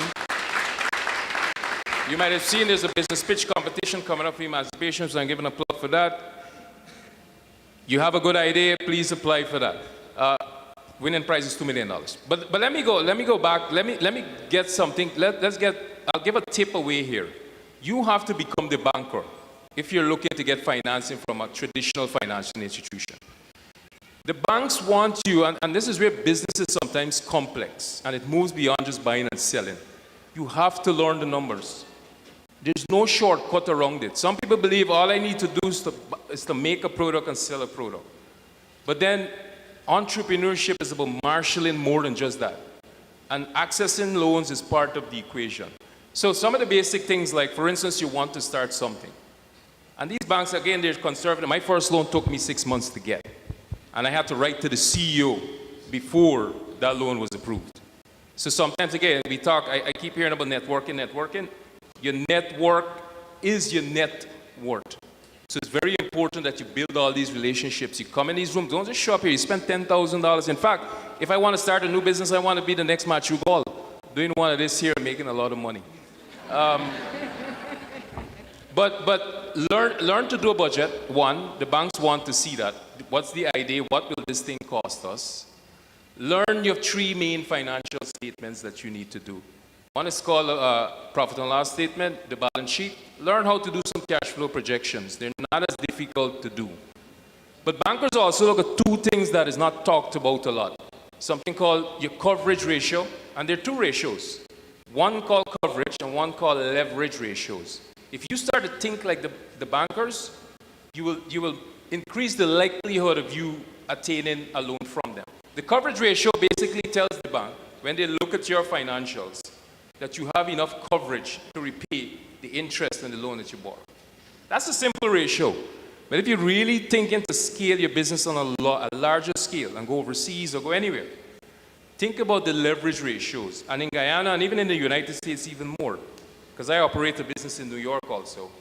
And the requirements there is different from here. There is very numbers-based, something % interest rate.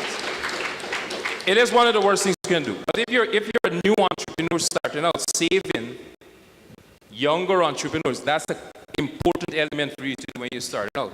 But if you have enough capital, leverage that money, acquire more assets. When you acquire more assets, that leverage ratio goes up. When I go to the bank is looking at my debt that I'm looking to borrow, and they'll say, oh, Clinton Erling owns 2 additional properties here that he has, and they'll lend me a loan to leverage on that property, and then I can leverage that property on a future property on a future, and you multiply that over time. And that's how you build wealth. It's not simple, but you just have to put yourself out there and learn some of these concepts. These information sessions like this are super helpful, and this is a good start in that direction, getting you guys there.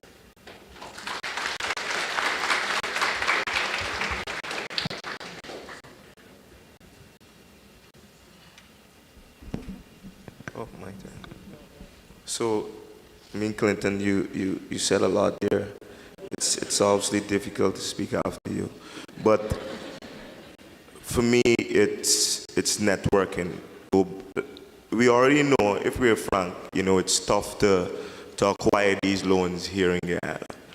But it's important to network. You can be in the room here now with a manager from GBTI, Republic Bank, and so forth, and you speak to that person, and they might, know someone that actually help you. Things like that can happen. That can work. And then also to having develop a business development proposal at your hand reach at all times. I think that is very important in whatever business you have, so that you can market yourself at any given time. I think that is very, very important. So, like I said, after speaking after Mr. Clint is very difficult. But for me, networking is very important. Who you know can actually help you. Thanks. So a lot has been said about the banking system, and as micro business owners, sometimes you need to get a little bit creative.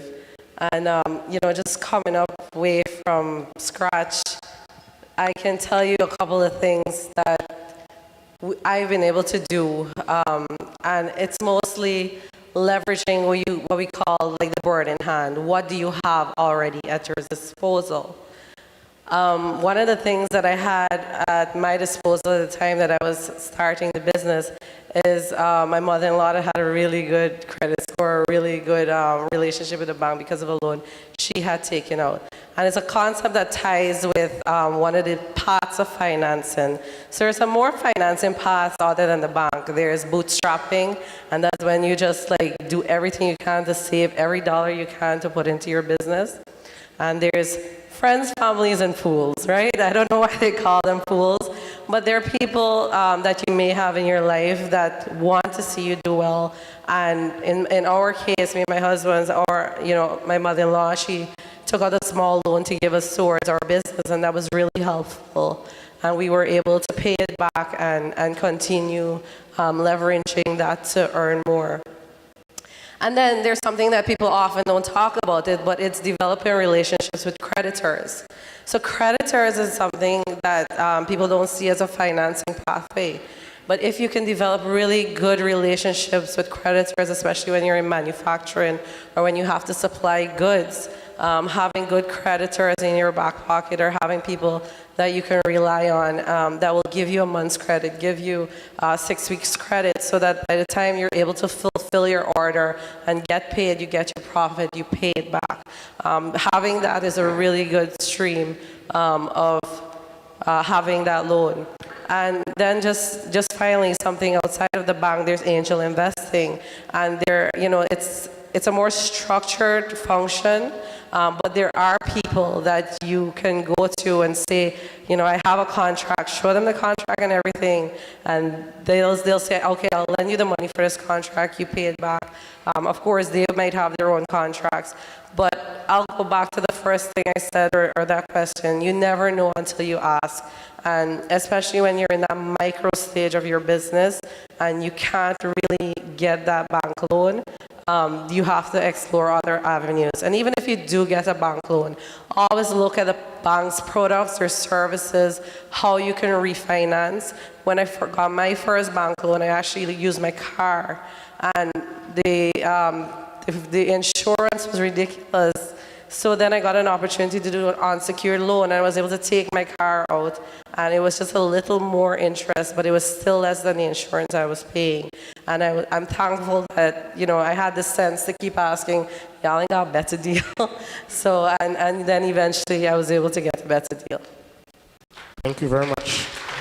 Before you ask the next question, I just want to, as Stephen was speaking about networking, and he was saying that maybe a manager from GBTI is in the house. I must mention that the DCO of GBTI is somewhere in the crowd, Mr. Sean Gertrude, so you can probably approach him during the networking session. There are representatives from Scotiabank here. There are representatives from Every Data, formerly known as Credit Info. So if you need a credit report, Leonard is right there at the back. Leonard, can you raise your hands for us? Thank you. And I must mention that Every Data has committed to being the first sponsor of Econome 2024 with $1 million. 1 million, not billion. I wish it was a billion.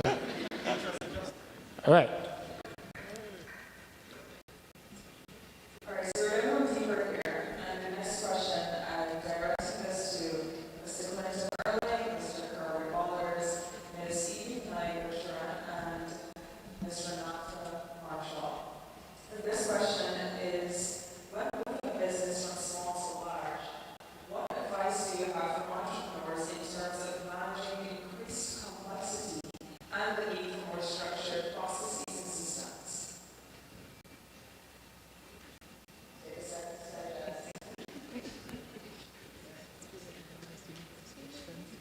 I think you might need to read it again.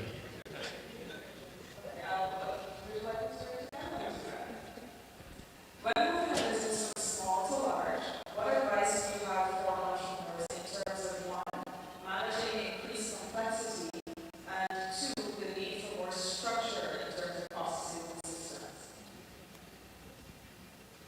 All right, it's a scaling question. How do you scale a business? You start small, and once the business starts to become complex, look, I'll spend some time on this. I straddle two worlds. For those in the audience who don't know, I'm a PhD student. I'm studying for a DBA, doctoral degree in business administration. So I've been able to straddle both the practical element of running my company for the past 24 years, and I can talk to you guys all day if you want on anything when it comes to theory. I see we got a professor from the Entrepreneurship School from the University of Guyana here. Great to have your presence. But look, scaling businesses and all the fundamentals are the same. So I just want to mention some of the stuff from an academic standpoint first. The empirical evidence, and I know sometimes you guys read a lot of books and there's speakers coming to Guyana and they're talking all sorts of stuff. But the empirical evidence, and when I say empirical, I mean the research evidence based on data.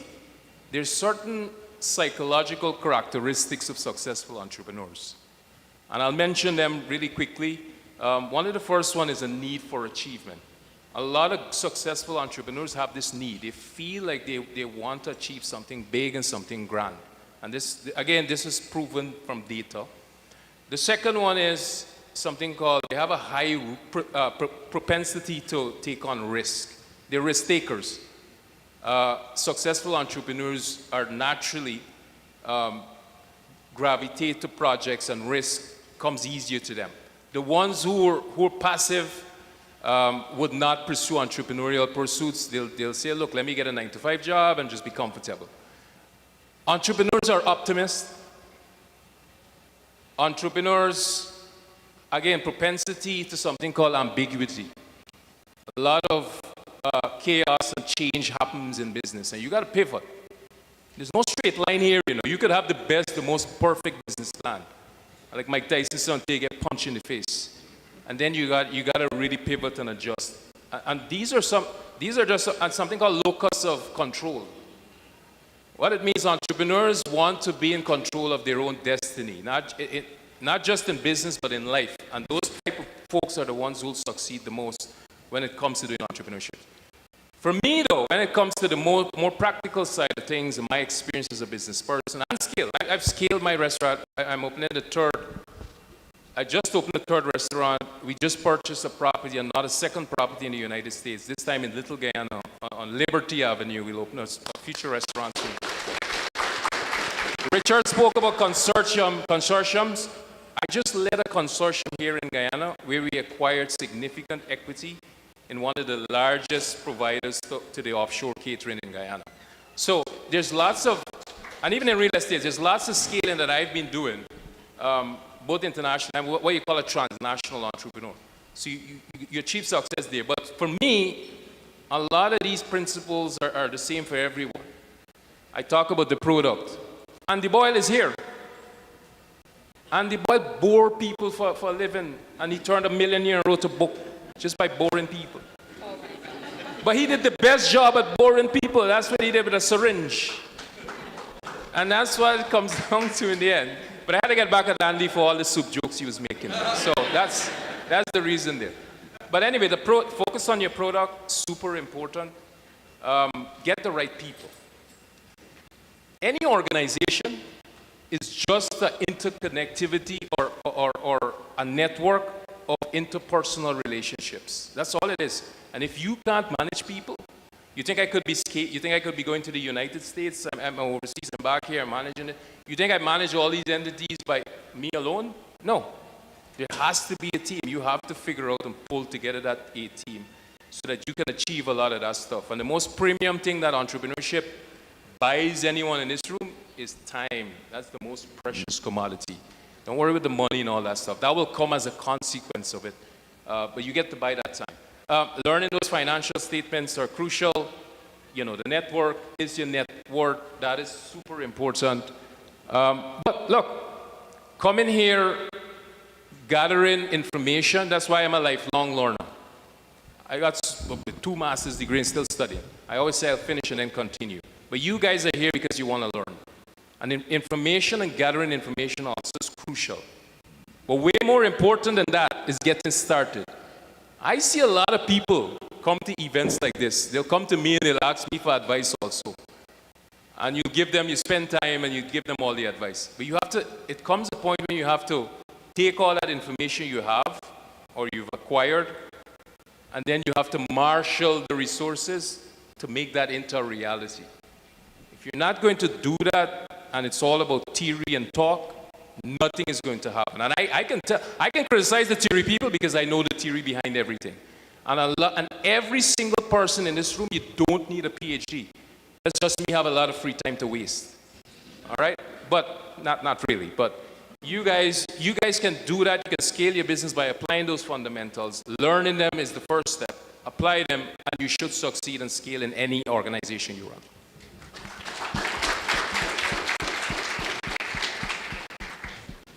I would want to say that when you're moving from a small business to a large business, there are some fundamentals that you should take into consideration. With a small business, you know, sometimes as a business person, there's an idea that you like or you always wanted to get to a particular type of business. Growing up as a youth, you know, you probably always wanted to do this, and you started, and it's very successful. But then you want to move now into what we would say the big leagues, right? And the risk is much higher when you decide to go bigger. And this is when you have to make very critical decisions. You may have your friends and a family member who is assisting in your small business, who's working with you. But from the time you decide to go bigger, you have to find people who are qualified, persons who can now take your business to the next level. A lot of times it's hard to make those decisions because, you know, you got your brethren from day one rolling with you. You know, you got your sister with you from day one. But can your brethren or your sister or anyone else really now raise to that level? Do they have the capacity now to, you know, grow that business? You now have to start looking at data, because it's not now about your emotions anymore, because you're attached to this business. Oh, I love this business. This is my type of business. But what is the market saying? Can this business really sustain in a market once you start to expand? And a lot of times you see small businesses making these mistakes because you're going on emotions. You're going on the emotional attachment to this business because you would have started it. You know, you sacrifice and you made so many sacrifices, so you feel that you need to hold on to it. You need to be the person making the decision. And sometimes that is not the best for the business. You really now have to find the people who are qualified, find the people who have the experience, do the relevant market studies, look at what the data is saying, and move your business to that next level. Because now it's not just about your emotional attachment, but it's how can you move this business to the next level. And a lot of times for small businesses, you know, it's a struggle because you want to keep the people who started with you, right? Which you could still keep those persons, but then you really need the people who could really move your business to the next level.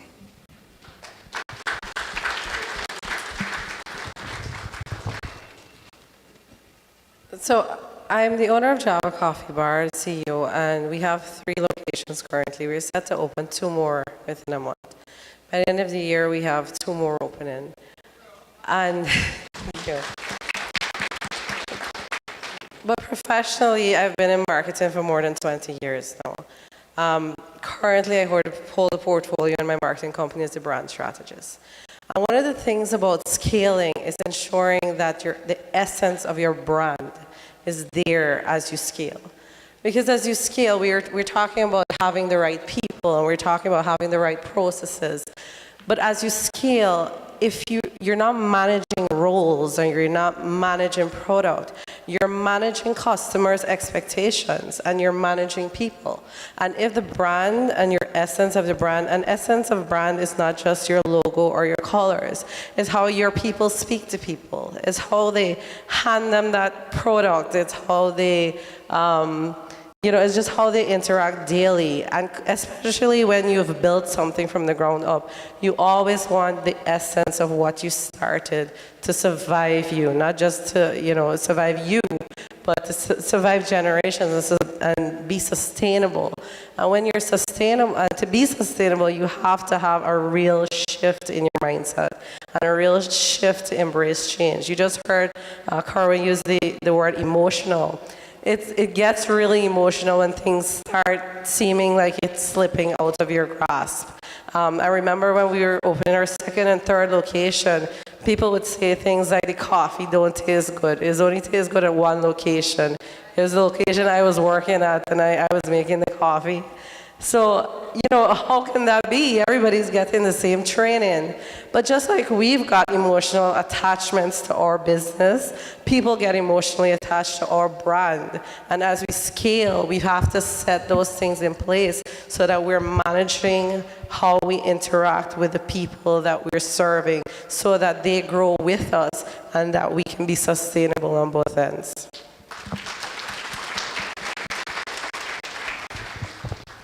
Thank you very much. I think that was an excellent session there. And I want our young entrepreneurs to take particular note. Don't lose the essence as you expand. That one was very deep. I want to acknowledge the STEM hospitality girls that have been doing the usher and particle services tonight. Thank you very much. And I wanna especially acknowledge also once again for doing another pro bono work for me, Keynote Productions, Guyana's premier photography, Siobhan Barker. Please ensure before you leave that you get your nice photos. We have the stage. There's a purple photo booth there. There's the banners, multiple locations for you to take amazing photos so that you have memories that can last. All right, so in a few minutes, we'll allow questions from the audience, but I want to emphasize, please ask relevant questions to the discussion. These panelists cannot answer why your loan at the Small Business Bureau has been taking 7 years to process.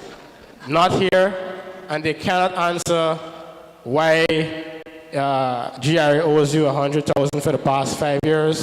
None of them are representatives from those companies. So please ask specific questions to the topics that have been discussed tonight. And please, don't ask any questions about that thing that you're thinking about right now. And I know what we're all thinking. It begins with P. Thank you. All right.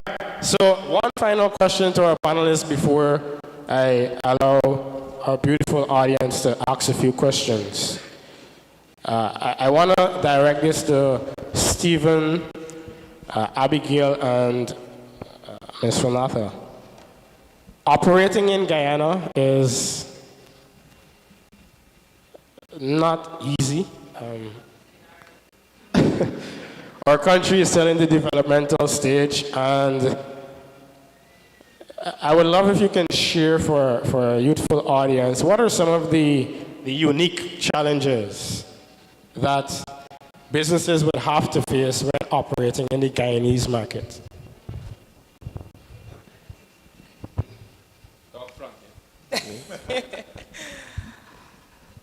Well, from a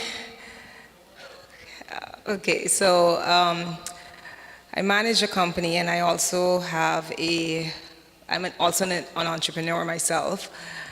And one of the unique challenges that's facing Guyana is the availability of skilled labor. I think I look around and I see many other business leaders here, and I'm sure that this is also a challenge that you're facing. And it is as a result of many things. For us, we have a rapidly growing economy, and as a result of that rapidly growing economy, we are unable to fill or get enough skilled labor. So within that is, you know, as an entrepreneur and even as a business leader, there's a great challenge in retaining the skilled labor that you have. But I always like to say what the challenge is and also what the opportunity within that challenge is. So that therein lies the challenge, but the opportunity is now there's an opportunity for training. There is an opportunity for you to continue learning and continuous learning in new fields that we didn't have available to us before. And there's also an opportunity for businesses to ensure that they provide their employees with the necessary resources that is required to effectively do their jobs. And so essentially, I think within that unique challenge, we can still find opportunities.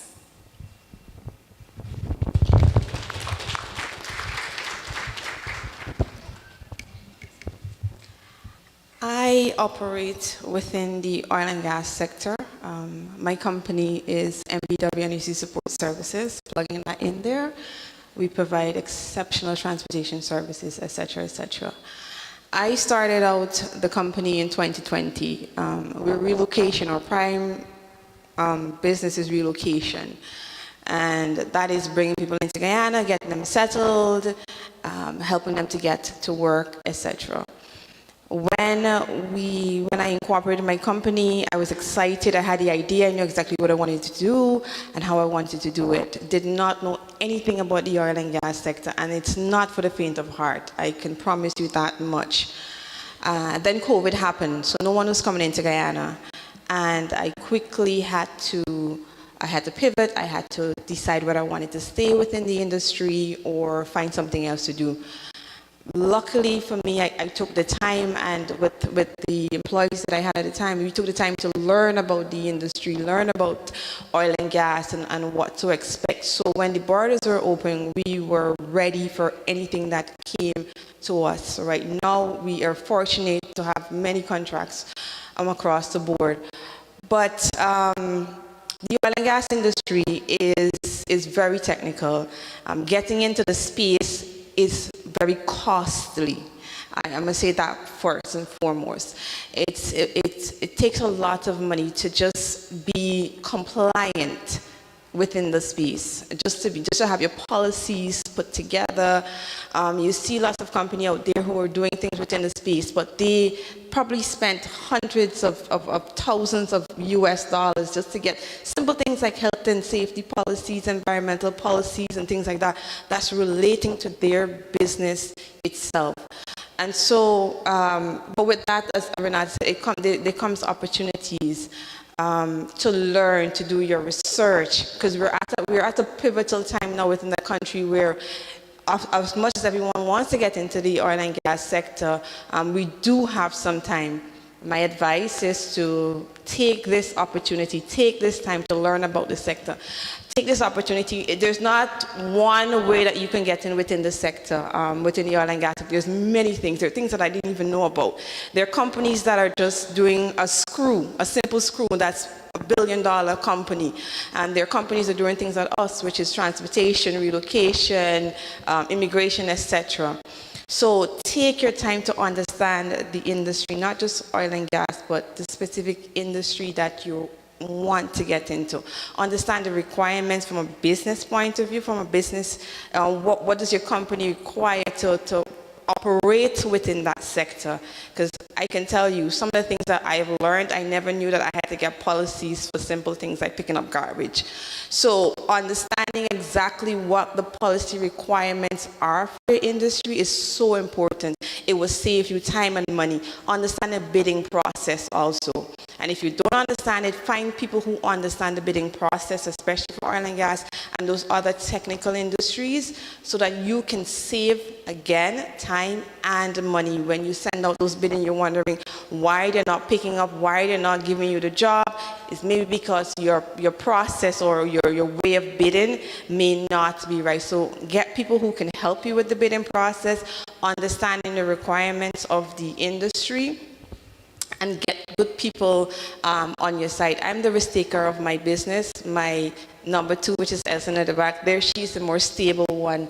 And sometimes she has to rein me in so that I would not make certain decisions, especially when I want to go out and jump and do something else within the business or try something else. Get stable people who can help you to make those pertinent decisions that can save your company. Again, doing business in Guyana is not for the faint of heart. I believe Clinton spoke all about the characteristics of a good entrepreneur. You better believe that you need to have lots of those to do business here in Guyana. Thank you.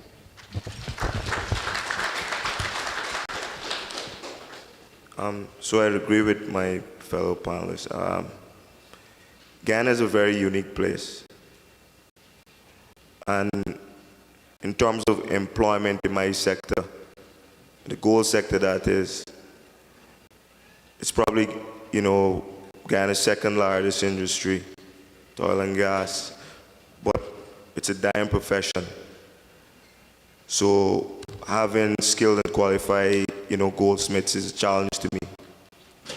So what I did is decided to launch a Goldsmith Academy so that I can train persons and push them into the sector, not only for the benefit of myself, but for the benefit of other jewelry stores, because what I try to do is look at it at a holistic view in terms of development of Guyana, because we want to make sure when we deliver Guyana as a product, it has all the other sectors connected, not just the oil and gas.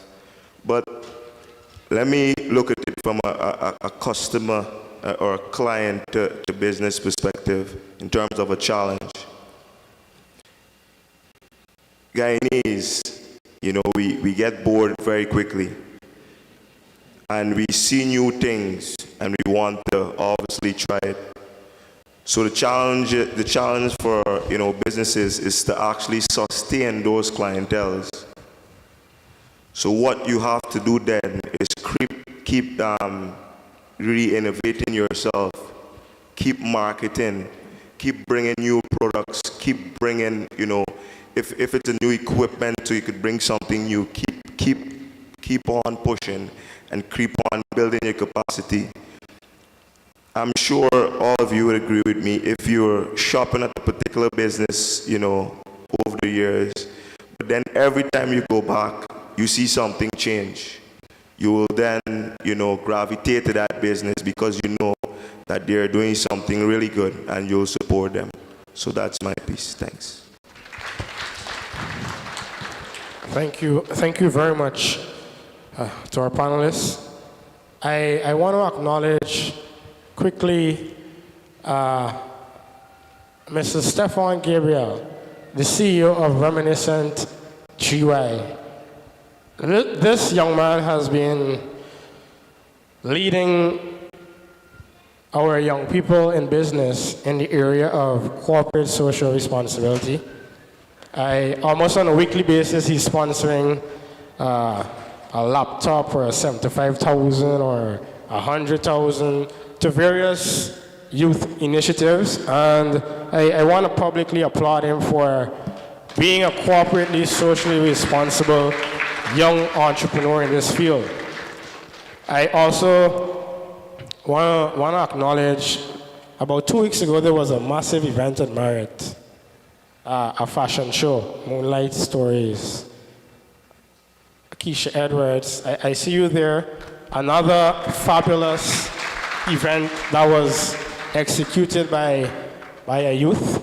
So we have lots of, and we have a massive event coming up next month. Of course, we had the steel pan rendition at the beginning by my good friend and brother, Rion Miller, and Pan Jam 2023 is coming up on the 23rd of July. It's going to be bigger than this, so if you think this is a lot of people, then you're in for another experience of your life next month at Punjab. So ensure that you grab your tickets for that event. And finally, I want to encourage you guys to visit the Mike's Pharmacy booth. They have lots of giveaways in store for you guys. I asked them to bring a few promotional materials.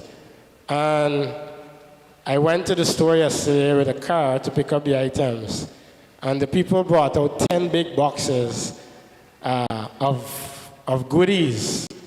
And we had to send a truck to bring the items to here tonight. So I want to encourage you guys to cash in on all of the wonderful things that are at the Mike's Pharmacy booth.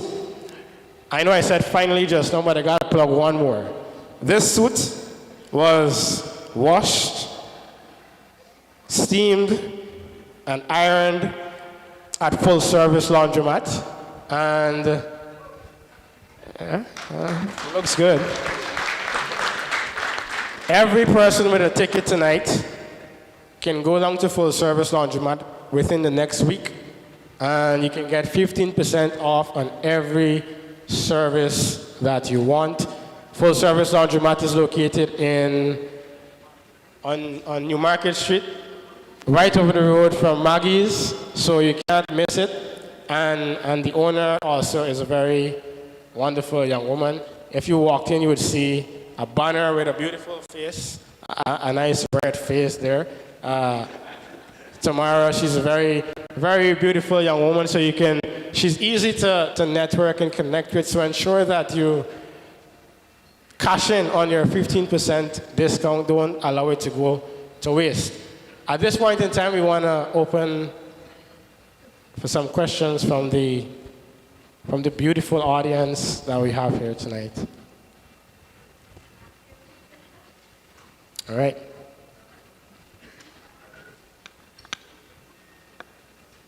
All right, so if you have any questions, I'm going to ask you to just line up in the middle, and we're going to take our questions in the middle of the aisle, just for some order. We're going to start with 4 persons. Of course, Arlise is the first. She doesn't miss a beat to ask questions. That's why we love her. All right, so we have the women fighting down for the questions. We love it. And I want to encourage you women, the president of the Women's Chamber of Commerce is here, Ms. Rowena Elliott. Ensure that you get signed up with the Women's Chamber of Commerce and benefit from... Are we going to get free membership too? The treasurer? No? We'll think about it. All right. Alicia, over to you. So the first 2 common sense events, I was shy to not ask questions, but I did anyway. So I'm going to make it my customary that every common sense event, which I will be at, I will ask a question. This question, and it's directed to Mr. Erling. It's in the capacity or the area of failure recovery, or not failure per se, because you haven't fully failed as yet. But I'm sure a lot of small businesses in here that started out like me, where they were operating business instead of business. Maybe you had a great idea, you did not expect it, you just bought something to sell it, and you did not expect that it would blow up like that in your face. You knew nothing about business. And so you used the little resources that you had, and you used the money, the large amounts of money that were coming in, and you got very excited. And you messed up your cash flow recovery. Now your idea, the concept here is that your idea is still functional. Your business can work. It is backed by research that it can be successful, and you have not fully failed. You're still operating, but at a minimal cash flow, and there is extreme opportunity for growth. What are the options that you can advise us that we can take if we are at a situation or at a standstill in terms of cash flow management and recovery? All right, good question. Fail if you're going to fail, and look, business is a risk. Again, I can't emphasize, even I failed so many times, it ain't funny. In fact, when I was 19, I opened a German's restaurant at 19 in American Street, and that failed within a couple of months. I had a business in Trinidad that failed. I've done investments in other areas and that failed. The key is to fail quickly and then recover, and also try as best as possible to fail less than you succeed. And that's why you always have to keep looking at diversifying portfolio, doing different things. Andy spoke about it. The probability in everything that you do, failure is always a risk. In terms of cash flow, there's a perception of entrepreneurship that businessmen and businesswomen are rich people and they live this high value life. You see the fancy cars, you see the fancy house. All that will happen or could happen at some point in time.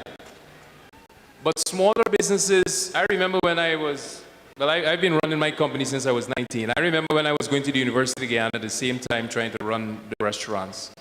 I had one of the oldest cars when I used to go to drive to UG. The car used to bounce in like this, and I going on. But I didn't care. I didn't care about any of the financial trappings or showing that or exhibiting any of that sort of any wealth to anyone. My goal was always put the business first. Lots of people, I think young and smaller businesses, even with their first success, they think, hey, I have arrived, I've made it. It's time for me to go and buy this fancy jewelry or this fancy shoe or whatever it is that they might have in mind that really and truly the business just cannot afford to sustain. So for me, failure is always that possibility there. Try and manage your cash flow. And that's why it's crucial to understand always where you are with your finances. Do not underestimate that. And that's why business is not simple. It's not just buying and selling. If you can't manage the cash flow, you can't even get a loan from the bank, because the bank wants to see your cash flow projections. And telling them you just buy a fancy Porsche car or some fancy thing that you really, really don't need. So you gotta defer a lot of that gratification and focus on the bigger picture. And when you're a young entrepreneur, you're starting out, when I first started out, I didn't even own a single real estate, even though our company at the time was over 40 years old at that time. Now it's 63 years. German's Restaurants is the oldest restaurant in Guyana that is still successful and expanding. But we didn't even own I didn't own a single physical asset besides, tables and chairs and things like that. It took a lot of, and early on I used to always tell people, the only advice I gave was save. You have to save and have sufficient capital to reinvest when opportunities come. You want to go to the bank can tell you come up with 20 to 30% of that equity. It's not just going to happen. And the only way you can do that, you need to save the monies that you start making. And then use that money and keep leveraging. And then when you reach that growth stage where you can afford the fancy cars and the fancy suits or whatever you want to do, then you do that.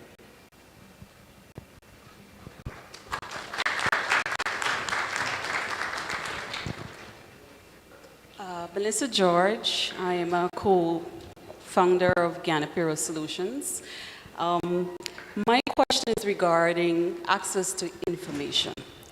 I want to make reference to, you mentioned that you were successful in bidding for, I think you said the catering no, through a consortium. Yeah, consortium. Right. So we're part of membership, the chambers. We come to events like these, we network, but there's something missing. How can we, or where do we go to position our business to get access to the information that allows us to grow, whether it's good finance rates, whether it's through a joint venture, somebody's possibly looking for partnership. Where can we go to position ourselves for that growth opportunity? All right, so one of the panelists take it. Look, the chamber, just really quickly. You see that invitation that the Chamber of Commerce gave out? That thing is like $50,000 a year. It's 100, whatever it is. But look, at minimum, that's a $50,000 value. Look, when I was 25 years old, is the first time I joined in fact, you couldn't join the Chamber of Commerce back then. It was such a hard thing to do. Now they're giving away membership for free. That's incredible. Take advantage of that. In fact, you get back all the money you spent to come here tonight just by doing that one thing. But I cannot emphasize enough the importance of this networking. I started the Georgetown Chamber of Commerce at 25, and I couldn't understand for the life of me when I met other entrepreneurs, young people coming out and saying they want to do business. And here's the network. The Chamber has 800 members, 800 business people with capital cash flow and all of that, resources that they can spend, or maybe they might have a need for your business, whatever that is. So take that opportunity, get involved, and you say it's not working out, nothing happens before it's time, right? Sometimes everybody has a different trajectory. It might take a longer while, but just keep pushing forward. Have those meetings. If you go into these things, have those discussions with some of the folks. Eventually you might put yourself on a path where you meet somebody who might be interested in your idea or might have a demand for your goods or service, whatever that might be. I think some of the other panelists might also got some ideas there in terms of how you can really leverage your networking. So I just add from a brand positioning standpoint that you not only need to be on social channels or visible, you've also got to let your knowledge be visible. So if you're on LinkedIn, if you're even on social channels, joining conversations where topics around payroll or topics around what you do are relevant, looking at what's trending, adding to those conversations, and talking about, just sharing your knowledge. When you do those things, it raises your visibility. It also exposes your capabilities. And especially on LinkedIn, where there are more professional connections, people will say, hey, I had a need for this, and this person was talking about it. Let me contact them. And I've grown my business, my marketing business, greatly through just being able to share my knowledge openly and of course, contributing to various publications and stuff like that. Thank you. Good evening, panelists. My name is Lizana Gordon. I am the general manager for Hawthorne Inc. I also have a growing gift shop, and I'm also the co-owner of Fragrance Delight, a new premium candle business. So my question tonight is directed to Ms. Renata and any other female panelists that would like to contribute. I don't get why I'm still asking this in 2023, but as a woman in business, how do you deal with your male counterparts who challenge your ability to run a successful business, who don't give encouragement, who, for example, I had a meeting just this week, and just after, with a male counterpart, and just after him complimenting me on how successful I am and how I carry myself well, he said, well, in the venture, you're going to be the face of it and all of that, but when it comes to instilling discipline in the employees, I'm going to be the muscle behind that. So what is your advice as a young businesswoman? And if any male panelists would like to give advice to the men in the room, I also welcome that. I second that Clinton said. So I think you started off correctly. You can't believe it, you're still asking this type of question. But you just have to be confident. And I remember when I was first appointed CEO a few years ago, one of my mentors said to me, just always know that you belong in the room, that you have a right to be there. And so that gave me the sense of confidence that was required. There's always going to be intimidating situations.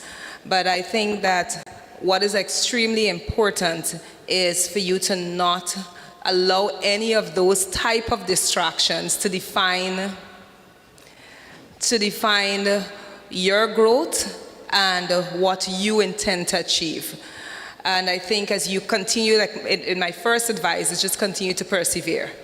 Despite all the challenges, continue to persevere. Because the truth about it is that women in today are the ones that are doing some of the greatest things, and there are many great entrepreneurial leaders for you to look at as an example, and none of those journeys were easy. So just continue to persevere and you will be successful. I just want to add to that, find that one man or two men that champion you and listen to them. Just filter all the rest out. I'm privileged to be married to a man that talks about me highly everywhere, to the point where people tell him, oh, so you know who wears the pants in the family? And he's like, that's okay, she wears them well, right? So find those one, two, and I have male colleagues that speak about me so highly. Just yesterday, one of them was, telling another investor, you know what, I'll just hand the meeting over to her. I have to go. She can do it. Find those people that build you up and drown out those people that don't. Because it could be male or female, I'm telling you. It's an attitude, and it doesn't have to come from men alone. It can come from women too. So drown it out. Yeah. I am in a heavily male-dominant industry, and so every day I have to strap on my invisible pants, whether or not I have them on, and I go into the room confident. I go into the room with the extra knowledge. And unfortunately, in still 2023, you have to ask this question, and we have to be extra prepared when we go into a room to take charge of the room and to let them know that people don't believe that I'm the CEO and the owner of my company. And so when I go into the room, I command the attention that I deserve. I let them know who I am. I say it straight away, who I am, so that they know exactly who they're speaking to. There's nobody else but me. There's nobody else at the top but me. And that helps. If I can answer it from a male perspective, the strength of a woman, for most women, being a husband, I would think is this. So be very vibrant and hold your position in what you believe and what you can do. My wife here doubts herself so many times. By the time the person say, no, you can do it. Because you, just like me needing the support, or that support team that allows me to pursue my dream, you guys need the same thing. And don't worry, nothing cannot be done without women. Yeah, Jakey.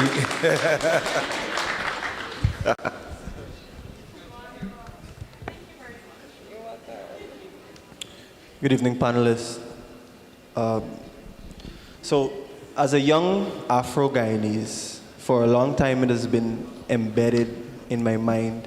I think from growing up through social media and a lot of the things that we hear, that the business realm is not for me or not for people that look like me because of the challenges a lot of times that I may or may not face as a result.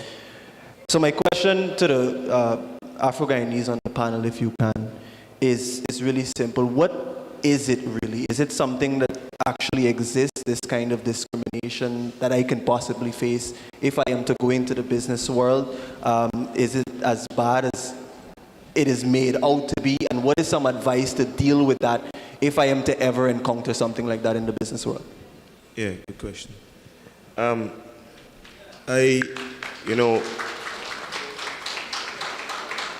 I encountered one of that in one of the banks actually.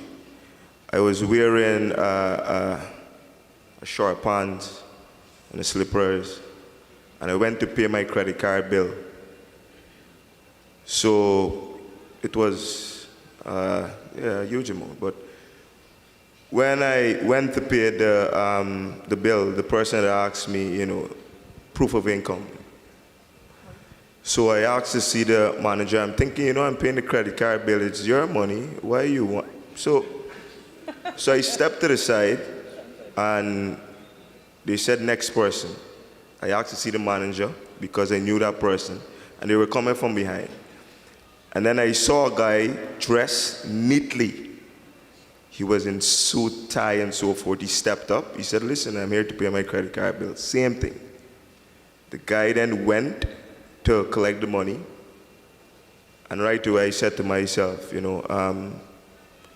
your appearance is very, very important. You're starting there. You're starting at a disadvantage already, but your appearance and your look speaks for you. So when you walk in this, anywhere, people will then have that respect for you, how you carry yourself, the type of man you are, the reputation you have. All of this helps you. But it's not just for one side.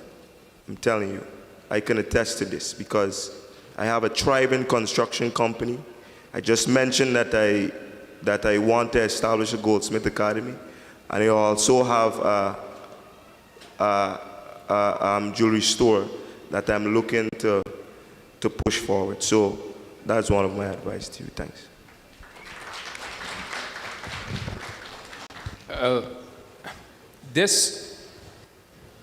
This question has a lot to do with narratives that have been painted over years, sometimes even socialization that has been perpetuated, and people believe a lot of these stereotypes.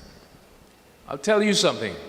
Even though there might be hurdles, if it is, and it even exists, one of the things I forgot to mention when I was listing the success factors for entrepreneurs, there's something called self-efficacy.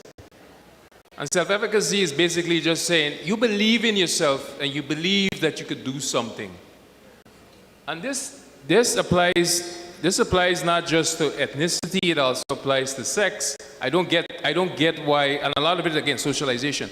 I don't get this when it comes to women, why men think women are weak. In fact, the most successful people and competent people I've worked with are women. So I don't understand that logic. Those competencies that I listed from the academic research, it has nothing to do whether you're a man, you're a woman, or your skin color, but you have to believe, you have to in your head, in your mind, reverse some of those things that we've been taught, some of those narratives. Whether they're true or not, and just kick that door down and walk through and continue to walk through. If I, for instance, had limited myself from a psychological, and it's a psychological issue, if I had limited myself to believe all this stuff that I believe, I would not have achieved or done some of the things that I've done. And in Guyana especially, you look at the business environment, I think, the youngest president of the Chamber of Commerce here in Guyana. And at the time when you look around, I go into rooms, nobody looked like me. And that's why when I said, and I laughed jokingly, and I said, those days you couldn't join the Chamber of Commerce. It was such an exclusive boys' club. So, but for me, and even when I've been to Ivy League school, I have a master's degree from an Ivy League school in the United States. And just walk into the room and believe that I belong here. I never had any issues in terms of my self-efficacy. In fact, I started at Columbia University in New York. I started the Sports Management Association at Columbia University. I just walked in and believed that that's my right, I can do that. It had nothing to do. And in the US, we talk about hurdles when it comes to ethnicity. There's a lot of that exists in there. But you still have to say, look, it exists, probably. I don't know, but I don't care. I'm still going to do what I have to do with my business venture. And it comes down to your product, services. You listen to everybody here who's successful. They all face some of the same things. The women here, you talk about the ethnicity side of things, Corwin, Jacobs, all these guys. We face, even me, you face all of this, but you have to believe in your ideas and your plan and say, look, I belong in the room. Don't go sit at the back. Go sit in the front any event you go to. Go sit at the front, say you belong in this room. And you'll see, and once you start to think like that, those people who came in with some of those stereotypes will reverse even some of their own thinkings when you start to speak.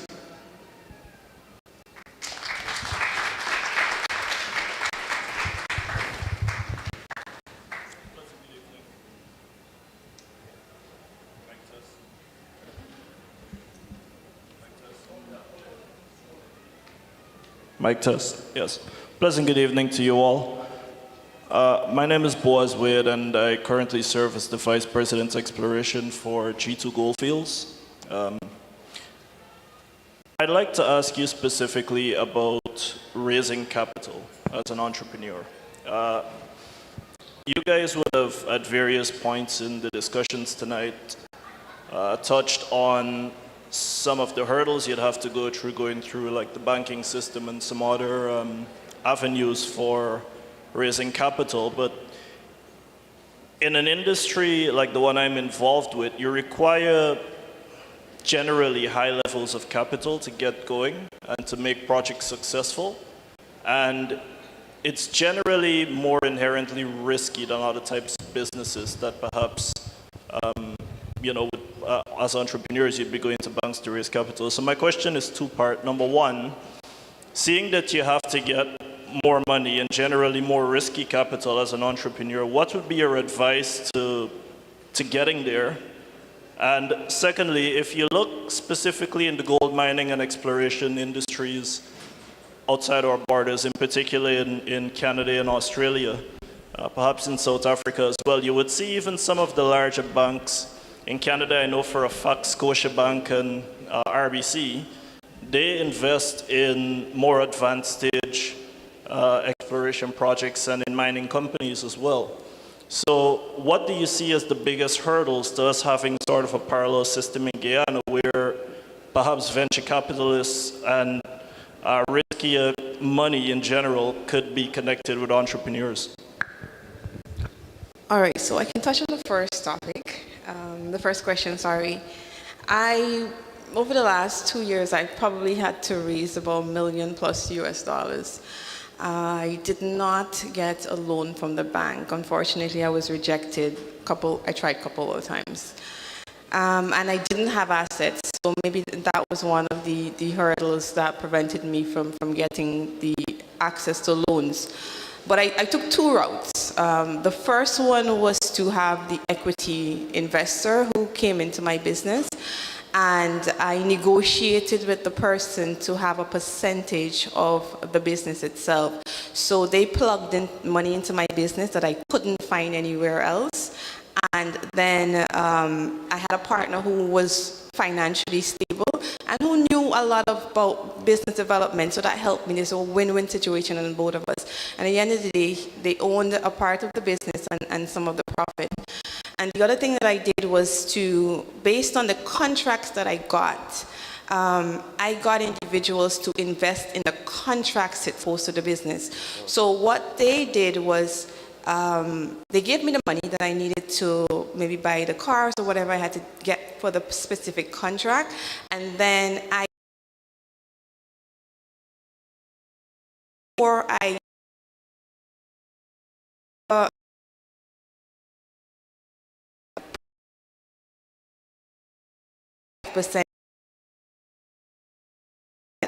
I was going to make, I had the money, and then I had the money that they were going to make, which is two separate things. So I had the equity investor, and then I had somebody who invested in a specific contract or projects, and they get a profit, I get a profit too.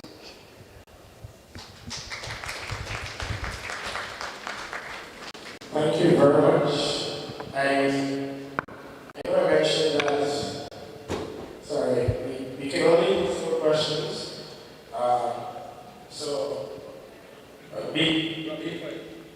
Pardon? All right, we're going to do one more question. But because of time questions, you will have to stop in this session now. And any other questions you can actually during the main segment. Okay, good evening, everyone. My name is Olivia Best. I am first an attorney at law.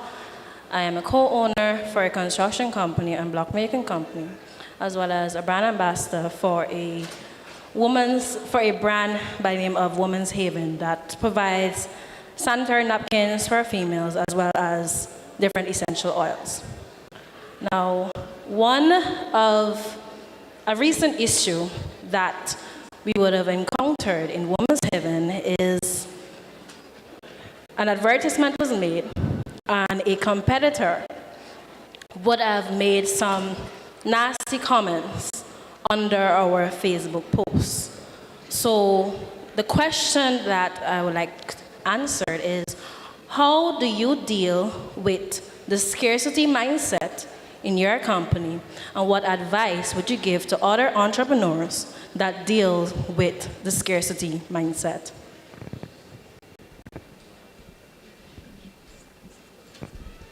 So one of the things about differentiation is knowing what is your USP, what is your unique selling point, and that must always come true in your brand. So I get the scarcity mindset, but that landscape is changing. Every day there are more and more people coming to Guyana, more avenues are being opened to sell outside of Georgetown's borders, and then even eventually if you want to expand to foreign markets. But knowing your USP is really important. What is the unique thing about you, your brand, and how can you use that platform to explain why you have the competitive advantage? And the other thing about social media is that you always, any PR is good PR. And on social media, you don't try to hide the bad comments, or you don't try to, I mean, you hide them if they're derogatory, of course, but you use it as a learning opportunity to understand if he made, or if the competition made a remark about your product, what about your product can you now highlight to challenge what they've said? Or what about your service can you now improve and highlight to challenge what they said? We had a video go viral with a customer come in and said that we don't offer ketchup and pepper to eat with our patties. Now, I never know people that eat beef patty with ketchup and pepper. Let's say the person used to get 300 or 400 views, they get hundreds of thousands of views. If I had demanded like it come down or anything like that, then we wouldn't have got that mileage and went viral. Even though we went viral for something that's perceived to be negative, we saw the growth on our social media pages. So, you know, from a marketing perspective, and just like knowing what metrics are, sometimes negativity makes your product propel if you can turn that message into a positive and tell customers why your product is superior from the other. Thank you very much. Thank you very much. I want to thank our panelists for, can you please give them a round of applause?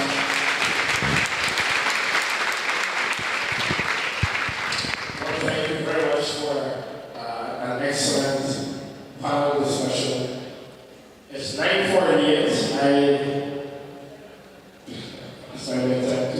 Yeah, we need a dinner bed the next economy. I certainly read the 5 p.m. today because I did not want to go to sleep. Because the last one was at 7, and apparently my plan failed. So next year we're going to be going to have 2 days of economic standard.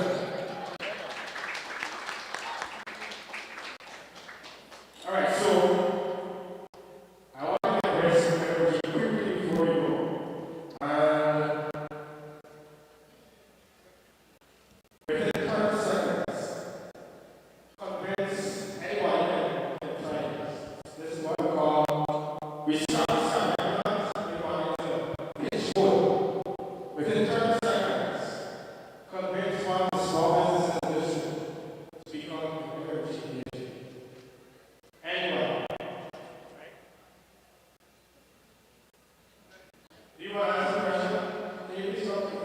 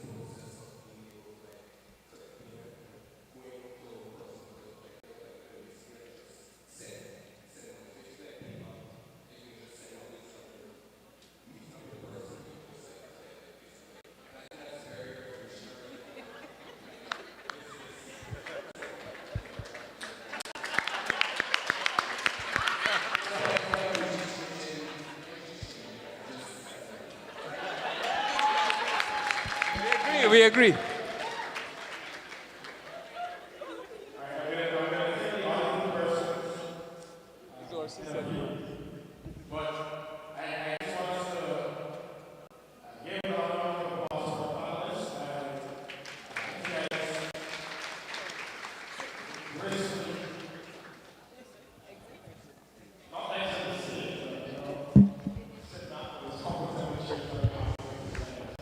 Thank you very much for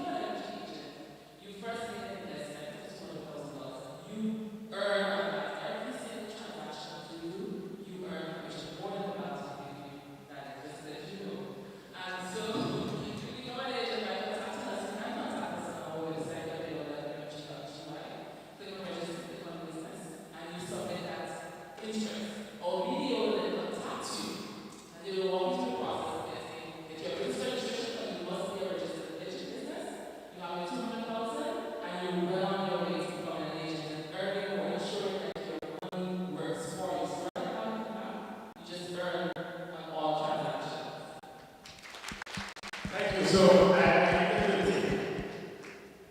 just mention something about multiple streams of income, and you can win the next $20,000.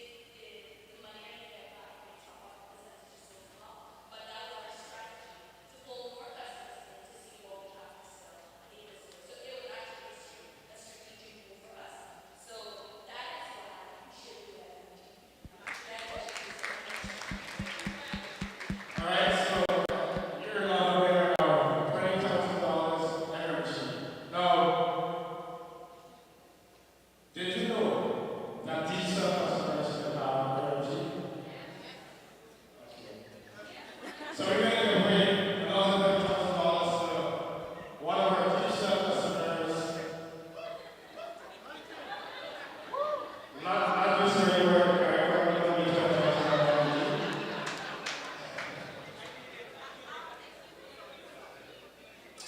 You're the president of the Steward,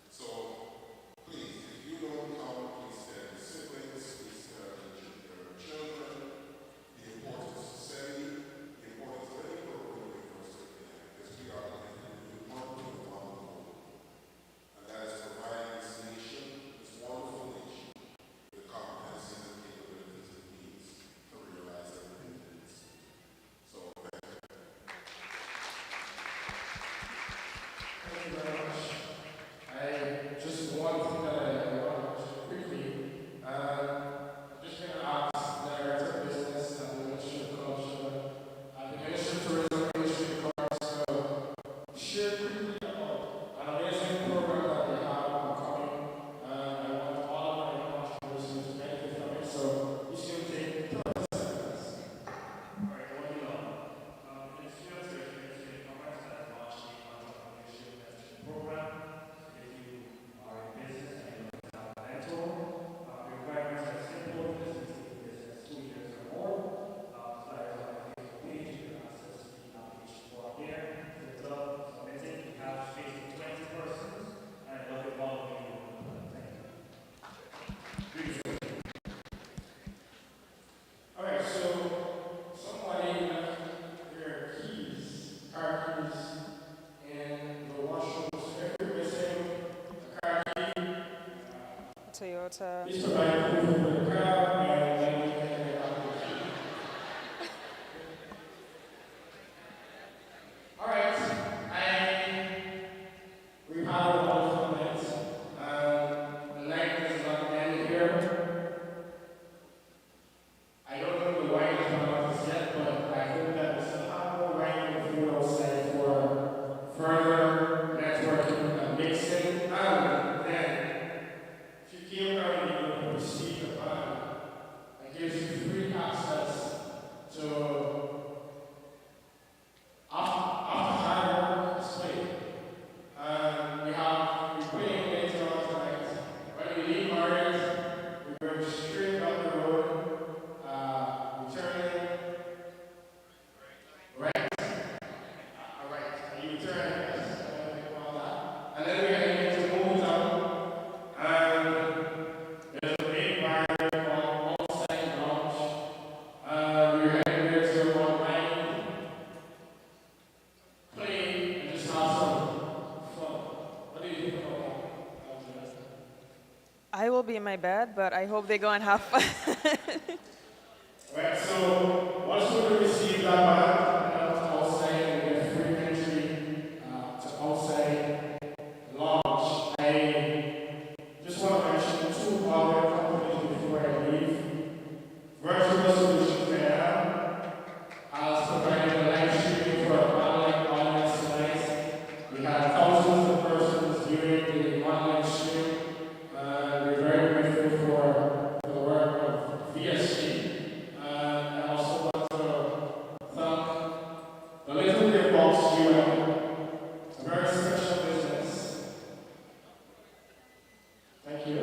And the Little Big Box UN is going to be giving each of our speakers and panelists the lovely gift that was created by wonderful hands, and I hope you guys appreciate and enjoy it coming from a small business owner. I would like to invite our strategic partner, Excel, to give the vote of thanks and the closing remarks before we go. Please have a round of Shazim Ali. I want to go. Before, thank you, Shazam. I'll let you go just now. But before he comes on to give the vote of thanks, thank you.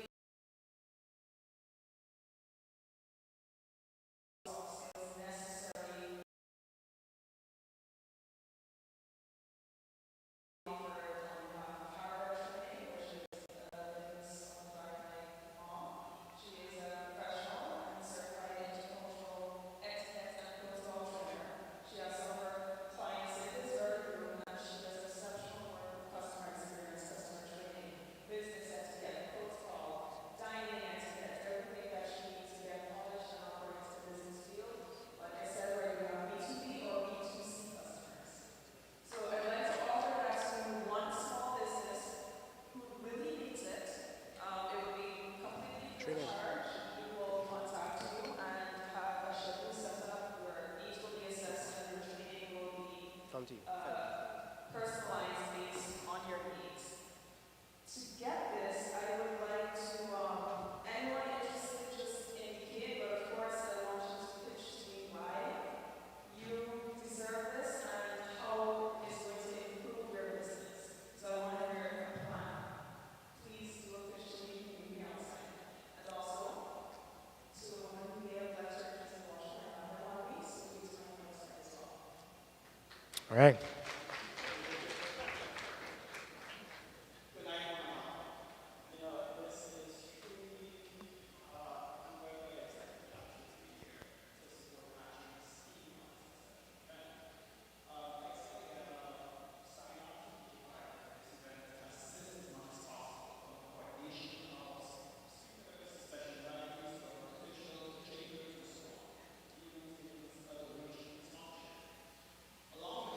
Yes, we also have a giveaway actually tonight, a raffle. So if you check under your seat, I believe it's on the right side, there should be a QR code. You can pull that out.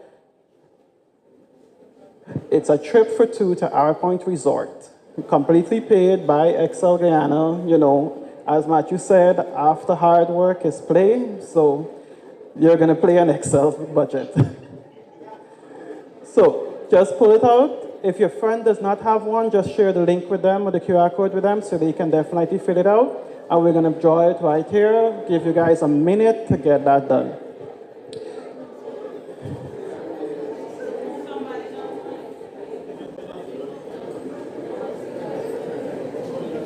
During this time, I'd also like to mention, some of our exceptional partners, such as Ticket Search Caribbean, along with GTT on the event management ticket side of the event. I noticed that we end up having a bit over 400 attendees now, so that was an exceptional feat for the organization. Okay. Matthew, I'm gonna give you the phone to pull the winner. Give everyone a minute. Let me just see. Yeah, we're going to do it right now. Yeah.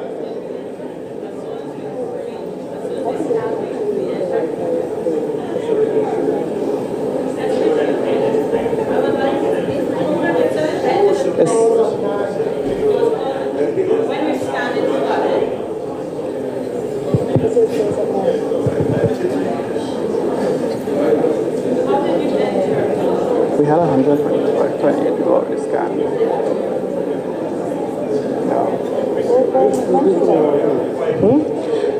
We currently have 128 entries. I'm not sure.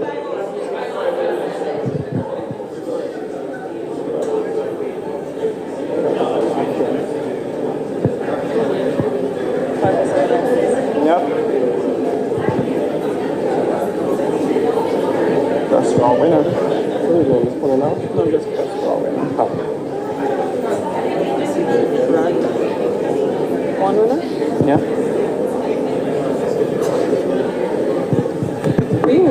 All right, so we have a winner, Melissa Ochoa. I hope I did not butcher your name. Melissa Ochoa, are you here? No? So we're going to pull again.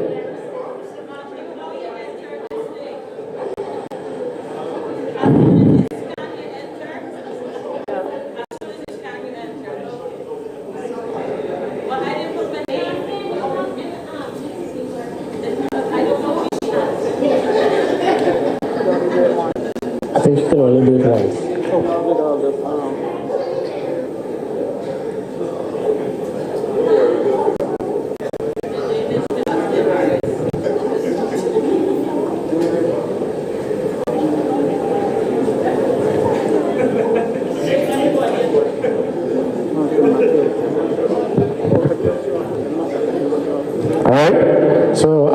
As we await the highly anticipated winner of the trip to Arrow Point Nature Resort, I want to thank each and every one of you for coming out tonight and supporting this event. I hope that it was a blessing to you, and as you leave with something new, something beneficial.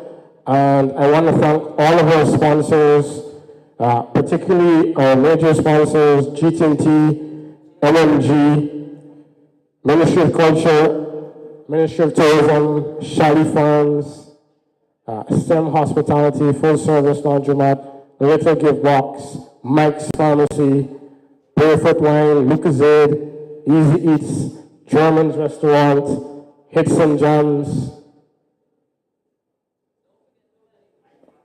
I hope I haven't forgotten anyone. Imperial Trading, Minerva Marketing, Virtual Solutions Guyana, Junior's Burger, Keynote Productions, Anjaz, Reminiscent GY, Metro Guyana for providing some memorabilia for us. Thank you very much. Cairo Organics for providing the gift for the Minister of Tourism. I've mentioned Barefoot lots of times, but Barefoot Wine, of course. Mike's Pharmacy, Luther's, The Cooler, and all of our sponsors, thank you very much. Her Venture app, they're going to announce the winner for the phone. Are you ready? All right, let's do it quickly.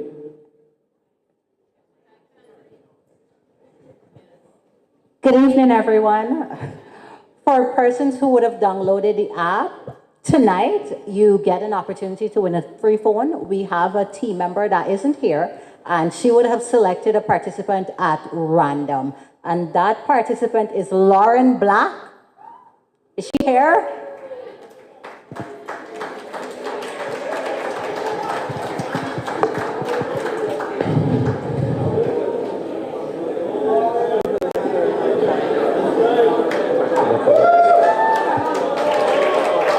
Can we have a photo op moment? Can you just go back to the center?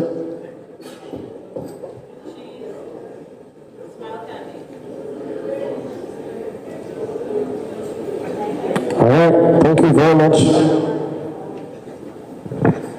I'd also like to say a big shout out to GT&T. They are GTT, my bad. They are the sponsors of tonight's prize. So thank you very much. Thank you. All right, so we have the winner for the trip for two, Miss Rebecca Wentz.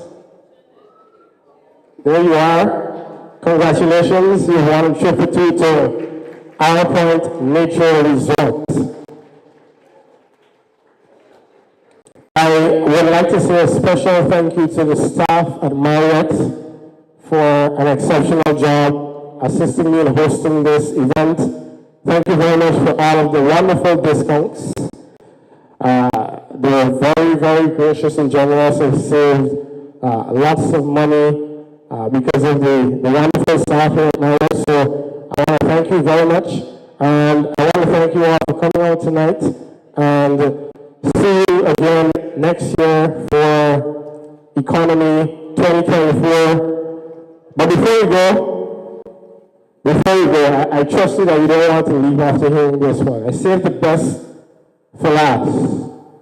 I want to invite Mr. Trevor Barker to the stage.